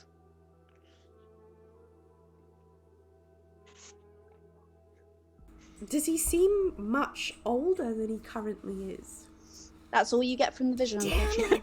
I sit there just sort of like, no, wait, come back. Whilst that's going on, I'll turn to him and say, so I assume this is not the first time she's done this, if that's how hard you're scalding her. None of your business. I'm going to wander up to the father and that in the creepiest way I can. Yep, fair enough. I.e. existing. I existing. Esther, you make your way upstairs as all this is going on, and as you look around, you see the second floor of the Witchcat Inn. This place is, once again, just like the rest of it, dilapidated and ill-made and kind of gross. But at least it's not raining as much here. There are far less buckets around. And as you sort of glance around, you do see at the far end of the hallway, you see that trap door that you heard thudding open earlier, and it has been left swung open. You hear sobbing coming from up there as you hear a girl's voice sobbing through the trap door. You also see various rooms to either side, some of which are open, some of which are not. The only one that you can see of much note, however, is one sort of on the far right, on the other end, towards the trapdoor, which looks like it has been jammed shut and has been shut for a very long time. The lock on this door is far older than the others and very clearly tight shut. Okay. Cool. So what Esther is going to do is very quietly sort of make her way towards the trapdoor, and before she gets too close, she's going to get Tova, and she's going to send Tova in first. It's like a... what's the word? Emotional support. Mm-hmm. And so she's going to send Tova in first, and hopefully good noises will happen after that. Yeah. Oh God, I'm scared of dogs kind of noise, which only occurs to her after she sends her in. But yeah, and then she'll sort of go, Tova, like as if she's looking for her dog, and then she'll like, oh, that's where she went. Oh, hello. Yeah, as you sort of send Tova in, you do hear a happy gasp and some scrabbling as someone like rights themselves from where they were sat or slumped, and you hear Tova sort of panting happily and worming around and skittering her little paws against the floor as she's very clearly being fussed by someone, and this person saying, oh, you're a sweet thing, aren't you? You're a sweet thing. And as you go in, you see the attic of this place, and you see Tova crouching by a thick curtain that closes off the back half of this room that has been drawn shut to unveil whatever lies behind it. There are boxes and crates arranged in some sort of what looks like a rudimentary viewing area that sort of like arranges almost their like benches, and she's sort of crouching by this curtain and fussing Tova, and tears streaming down her face and a nasty bruise forming on her cheek. She does look up and she says, oh, hi. Hello. Hello. That's Tova. Somehow she managed to get all the way up this ladder, and Wow. and definitely didn't help. So what's the matter? I made Dad angry again, and I just want to put on my show, and it won't hurt anybody. I just want to make sure. I just want to tell the story. Okay, so she'll sort of make her way all the way up the ladder and go and sit down near her and just sort of like, tell me about the show. It's really cool. I got I heard about it I got it in a dream because I was lonely when Mum left, and I wanted something to keep me company, and then the dream started, and I got a lot of inspiration, so I could write about France and about palaces and all of that, and pretty dresses and small cakes and such things, and it was very, very nice. And I just began to write my script and build a shadow theatre, and I managed it, and it took lots of time. It's taken me months, but I've managed to do it, and I think I've gotten it right this time. And Have you got all the clockwork? I've heard it's quite complicated. It was really, really difficult, but I got there, and I think, would you like to see it? I would. Okay. And as she sort of excitedly wipes away her tears, she gets up and goes over to the curtain and pulls it back. And you do see behind this screen is a wonderful construction of a shadow theatre. There is a gigantic blackout curtain upon which the various backdrops can be sort of folded down over it. There is a foreground upon which stand many sort of formed puppets whose limbs have been crafted into specific positions. And she sort of fiddles with one and manipulates one of the arms that are made out of piping and cotton. And as she does so, she sort of looks over at the back, and there's a crank that appears to be attached to some sort of clockwork mechanism that attaches all of this, very clearly moving in a pulley system that works a lot of the limbs of these puppets, and furthermore controls the shadows that would guide them from this one singular light and cause the actual show to happen on the backdrop. It's extremely complicated and very elegant. This is amazing work. So much detail. And you've got all the... Oh, this is so complicated. How long did it take you? Ages. It's actually taken me like months and months and months. And I'm just glad that Daddy doesn't come up here, because I would be in a lot of trouble if he found it. How old does she look? About 16. Yeah, well, dads don't know everything, and it's a good thing, isn't it? It really is. So all your friends, do you think they'd want to see it too? They're actually really excited about seeing it. Really? Yeah, we saw your leaflet, and we thought this sounds like an amazing play, and we were very excited.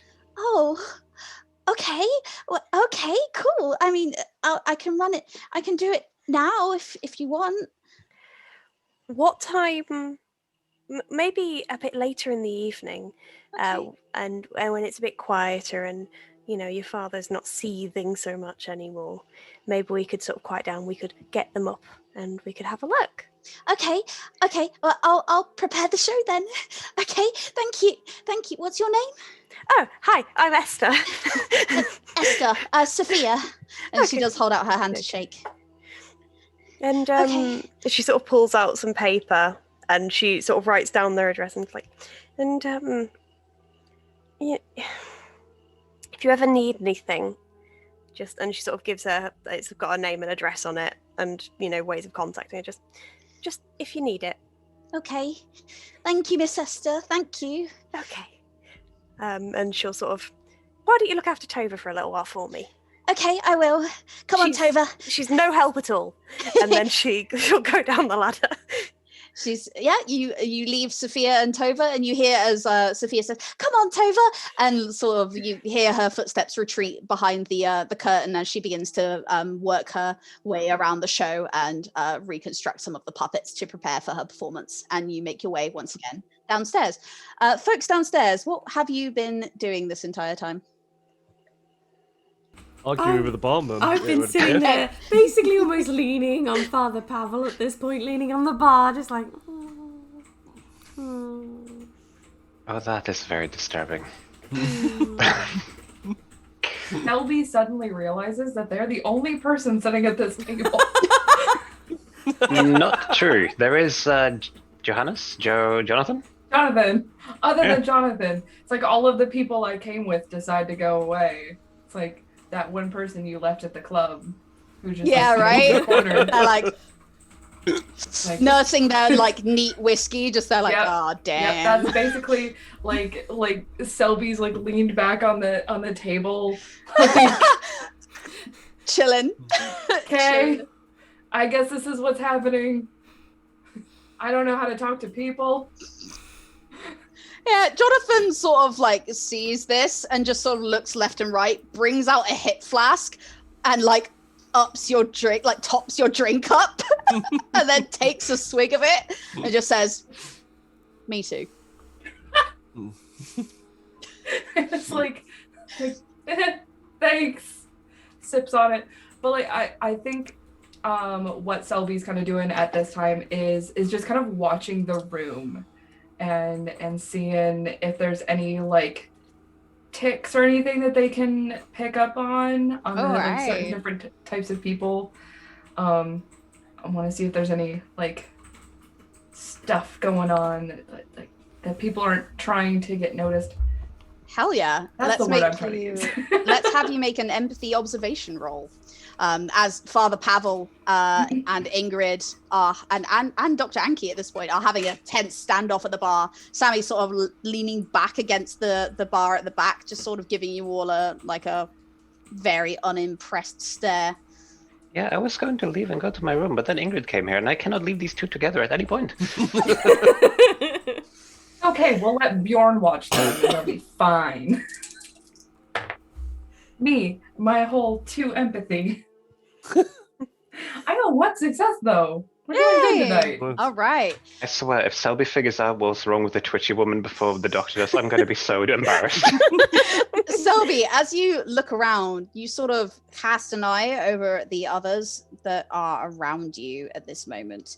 You notice that sort of Jonathan, as you're standing in front of him, when he moves one of his arms, his right arm specifically, it doesn't quite move correctly, as if the joint is stiff in a place where it shouldn't be stiff. You would know that this is the sign of a injury that didn't quite heal right, that he's sort of having to work through in his life. And as you take in the other people, the woman specifically, you notice with the way that she's twitching and the way that she's bending over on herself and coming back to reality all of a sudden and then losing it again, it's very clearly the signs of an opium addiction that has gone too far. Dr. Enki, like the medical degree. It's okay, Enki. I've been around these people longer than you. Valid. And the pastor specifically, you notice as what is interesting about him is that he is not interested in the slightest. He has not reacted to anything that has happened this entire time. The woman like flinched slightly when the blow struck. Jonathan very clearly winced and sort of sucked in through his teeth. This man, nothing. No movement of the expression, no movement of the face whatsoever. It's as though he's expected all of this to happen.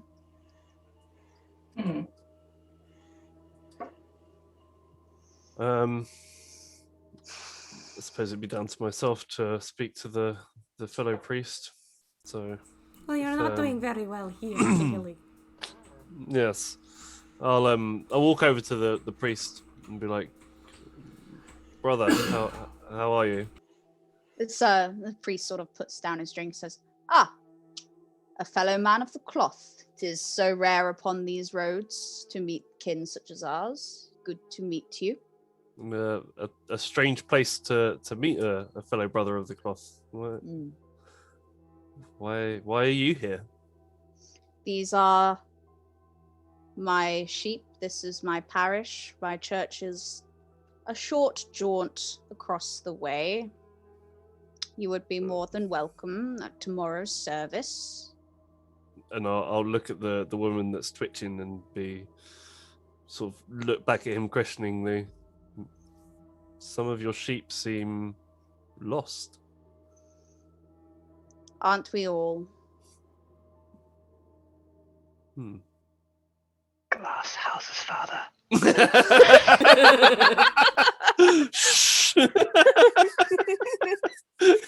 Yeah, Ingrid doesn't. Ingrid Ingrid's too busy on the bar, still like this, staring at like.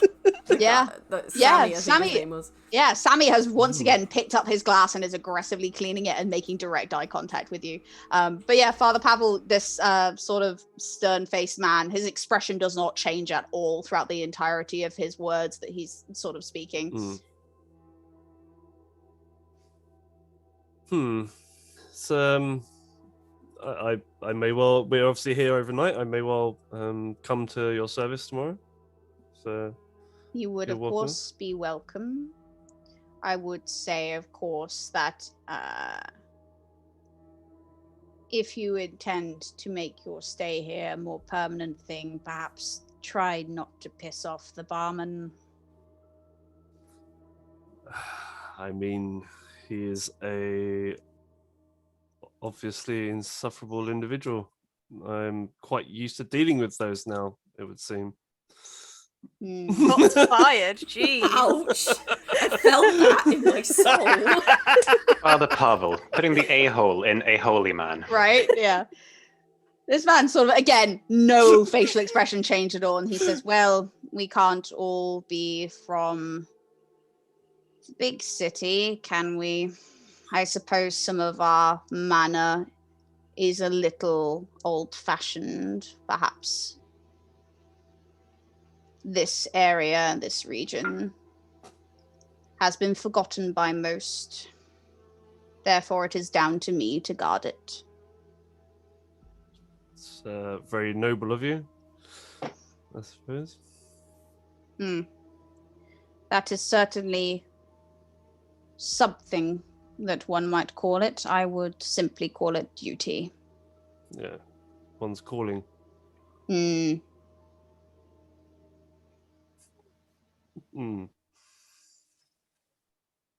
Can I work out like why he is almost void of any mannerisms or expressions, or is there? Of course, can. Roll me your empathy observation, please. Cool. 5.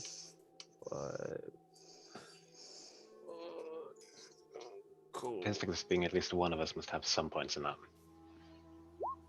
Empathy observation. 1. Okay. Yeah, He's one hiding success. something. No shit. Well done. You have succeeded.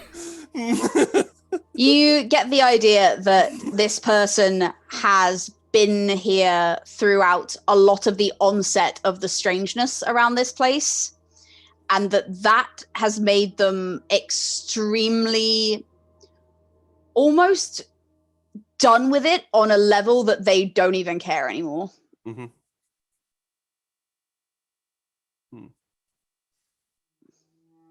Okay. You seem almost melancholy / I'd say that you feel like, I feel like you've almost lost your way just from your lack of caring. There was, the disturbance in the other room. No sign of emotion from yourself. Man, and I You thought say these are your sheep, but yeah, you don't seem to want to tend to your flock, as I've pointed out. It is an unfortunate truth that when a person refuses to help themselves, an external force finds itself with very little other options than to wait until it does so. What external forces do you mean? Myself. I have tried to help on several occasions, but there are elements about this place that defy logic. Can you please roll me your empathy and manipulation? Okay. Oh no. You can do it, Joe. We believe a little bit. Not that much. I got 1. All right. You Oh no, hold on. Yeah, 1. Okay. But yeah, this man sort of slides his drink aside and sort of says, the wife of Sammy, Nora, she left about let's say 6 months perhaps back. Claimed she was seeing strange figures in the night, hearing footsteps. She thought there was an entity here causing the inn's collapse. And he's very much talking in very hushed tones at this point. He's talking very clearly in such a way that he doesn't want Sammy to hear, and that he's pretty practiced at this by now. Especially with Ingrid distracting Sammy, you're able to get this sort of word into each other under his distracted gaze. He sort of says, the way that Sammy treats his family is deplorable. Clearly. There is a reason that she left. He locked her room when he went and has not opened it since, despite us urging him to move on. She passed away in Stockholm months later. Since she left, well, even before that, about a year ago is when the inn started truly deteriorating. Due to the mother's interest in the occult arts. She believed it to be of that nature, and therefore Sammy was upset. Did she confide in you on what these entities that she saw were? Not particularly. She seemed guarded, closed off towards the end of her time here. And then, similarly, Sophia has been acting guarded too recently. I think we are all concerned for her well-being. And it was her that invited us to this place, and under false pretenses. How so? In the form of a show of some sort. Some shadow puppets show. Well, if it is true what you say, then I doubt she considers it false at all. And as this conversation sort of comes to a more progressive point than it had been, Ingrid, you are staring at Sammy and he is staring back. Selby, you are having an awkward sit and drink with Jonathan in a sort of mutual, well, this may as well happen, sort of awkwardness of two people who have been left alone at a table who don't really know each other. Dr. Anki, you are sort of walking, I imagine you're sort of trying to make your way upstairs at this point, and you sort of meet Esther on the staircase as you're about to go up. And as this is all going on, there is a gust of wind that seems to howl louder than anything else ever howled, but there is something else beneath it. There is a scream that channels underneath the wind. There is a low groaning howl that seems to accompany it in a double timbre haunted tone. And then there is a voice directly in the back of your ear, as though someone was standing right behind you, as though someone were leaning in, and it says, "You're back!" And as you hear this, you notice that around you, the other three guests of the Witchcat are beginning to slump.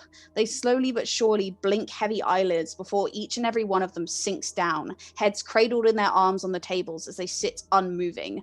Olaus stood behind you, Dr. Anki, begins to also sway and blink away sleep as he sort of infuriated, rubs his eyes and tries to get some sort of semblance of composure back, but he too collapses to the floor with a heavy thud as the patrons of the Witchcat sink into unnatural sleep.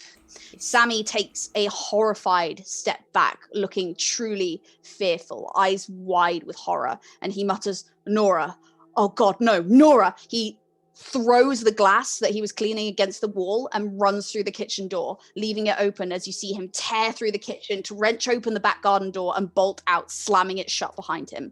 Left in this room, surrounded by unmoving bodies, the light no longer gives off any heat. The lamp's warmth, orange glow grows cold, and it freezes over to cast a sickly blue pallor over the entire room. The temperature dips and it is freezing. You can feel the pinpricks of goosebumps rising along your arms, along the back of your neck, as you realize that something is in here with you. Can all of you please roll me a fear test?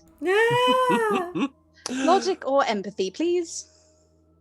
Ah, dang, and I just thought of a way to drug the barkeep. Is it just a straight attribute roll? I failed. Is it just a straight attribute roll? Yes. Okay. And the ones were? Logic and empathy. Logic or empathy, yes. Logic or empathy? Whichever is better for you. Ah.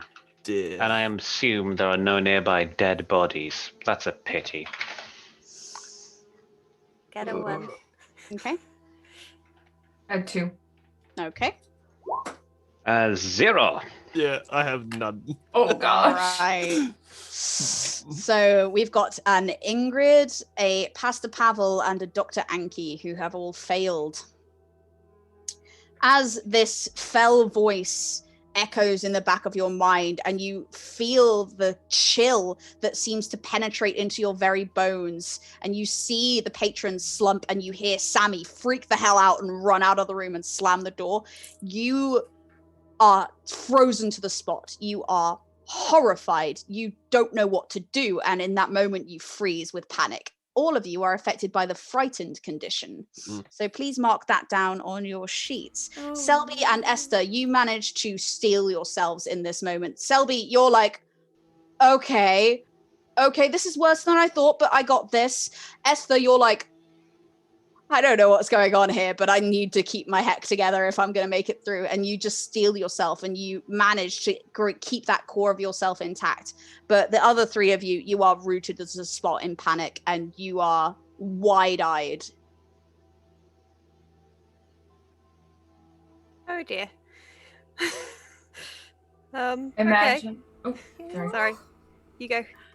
I was gonna say, I imagine Selby would probably stand at this point and like pull over their shoulder where their rifle was, kind of just like over their shoulder, pull on the barrel and like just shoulder it calmly. Like, this is not cool. Prepared, all right? Okay, easy enough. Like down pointed.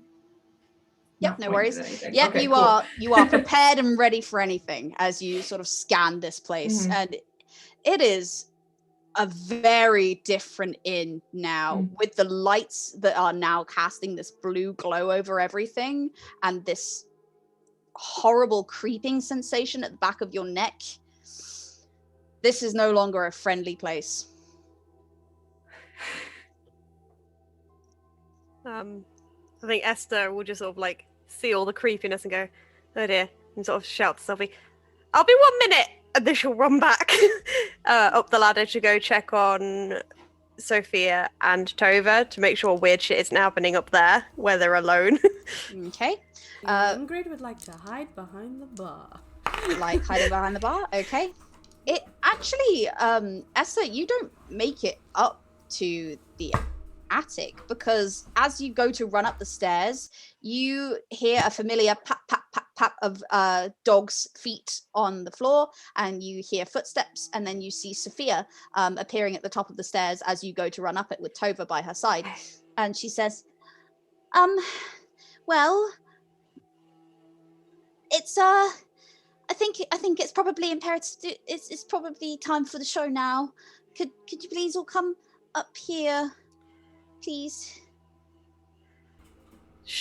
Sure. Should we all go? Yeah, let's go now, please. Yes. Hurry. Okay, I'm gonna run Get your upstairs. friends. I'm not gonna argue with the little girl. And she turns and bolts for the trapdoor, expecting, like, ushering you all to follow with frantic gestures.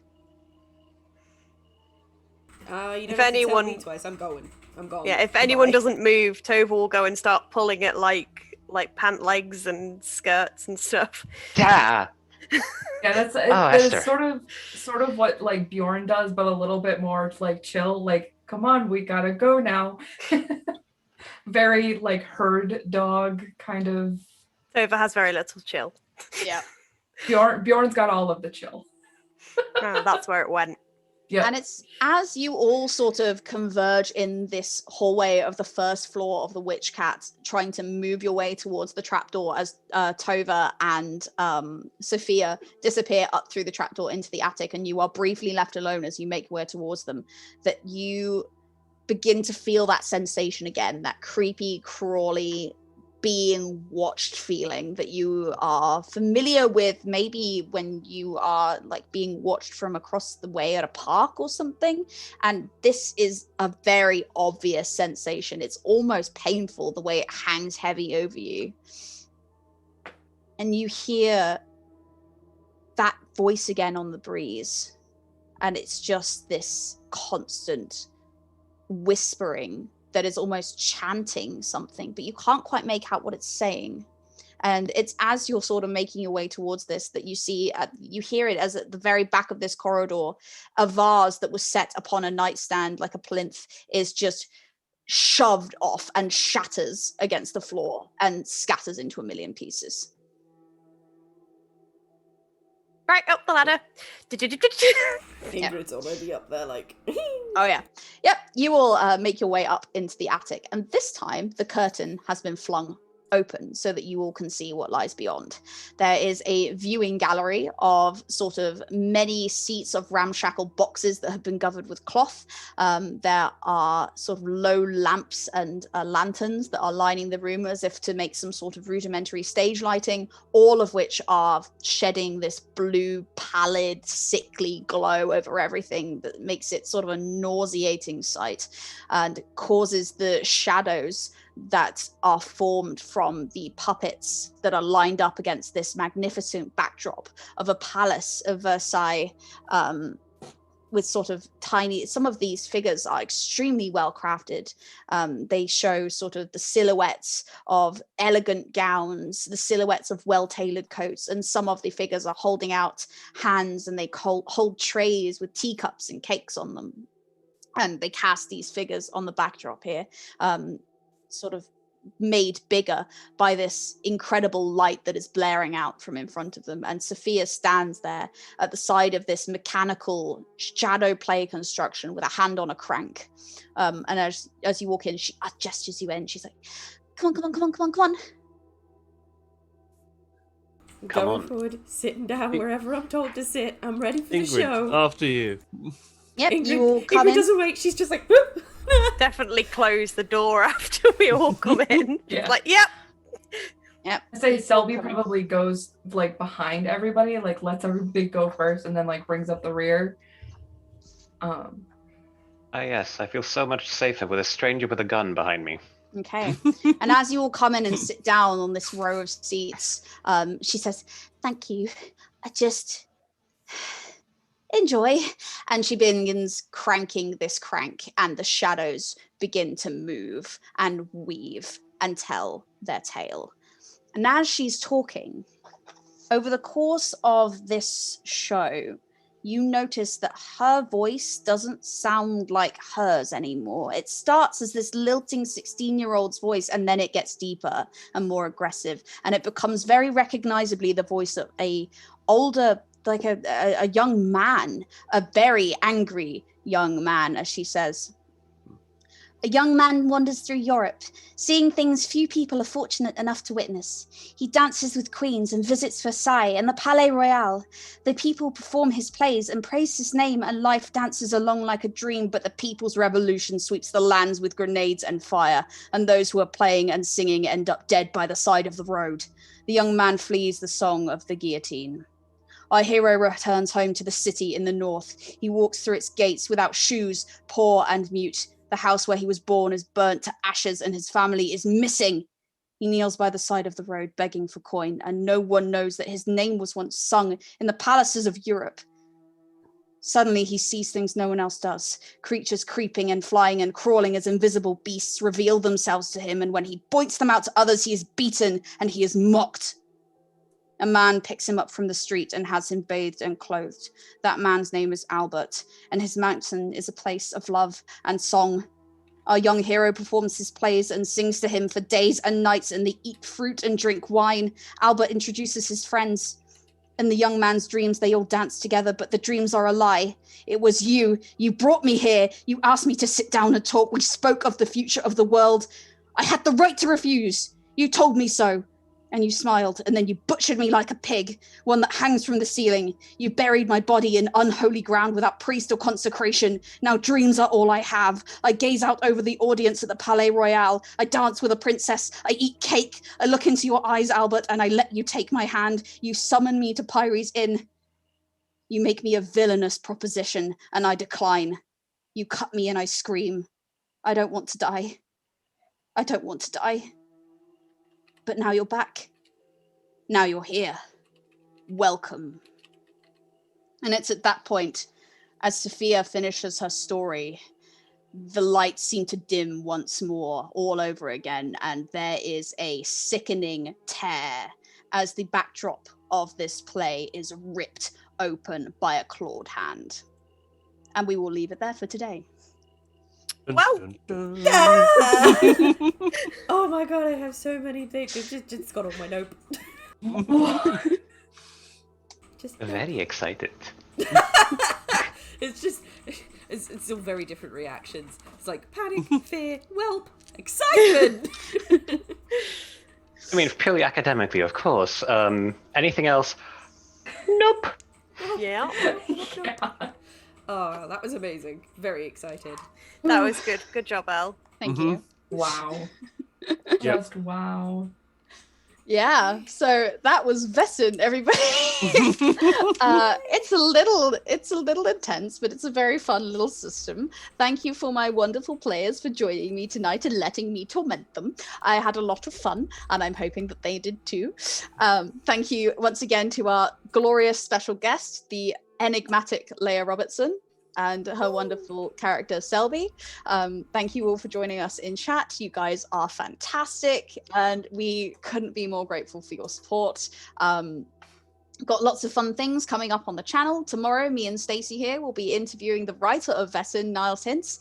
So if you are interested in seeing us have a cozy chat with the lead writer of this system and sort of get to know it a little better and get to know his process, then please join us tomorrow, and we'll have a chat. We'll have a blast, and we'll just hash it out, because it'll be a little bit less spooky and a little bit less intense than today was, I promise. But we will resume the spook again, this time next week, same bat time, same bat channel. So please come back again to see whether our heroes, well, let's see what they see, and hopefully they survive it. Yeah. We're all we're one out of 3 conditions before we're dead. So, well, dead. There are things worse than death. So I'm already like. Just as this system has proved time and time again, there are far, far worse things than death. Don't speak of Ingrid that way. Cool. If Ingrid wants absolution, she can confess her sins to me, and I can remove conditions from her. Which I think is going to be the fun. In the words of Ingrid Ulrika Almqvist. LOL! I just think that's the most funniest thing. You'd be sitting down with me, just like trying to have a serious conversation. And if memory serves, you can do it even better if you also feed her wine. Oh no. For sure. All right, okay, but thank you everyone. Thank you for joining us. We love you all very much, and hopefully we'll see you again soon. But for now, we shall love you and leave you. Bye, guys. Bye. Ciao. Bye.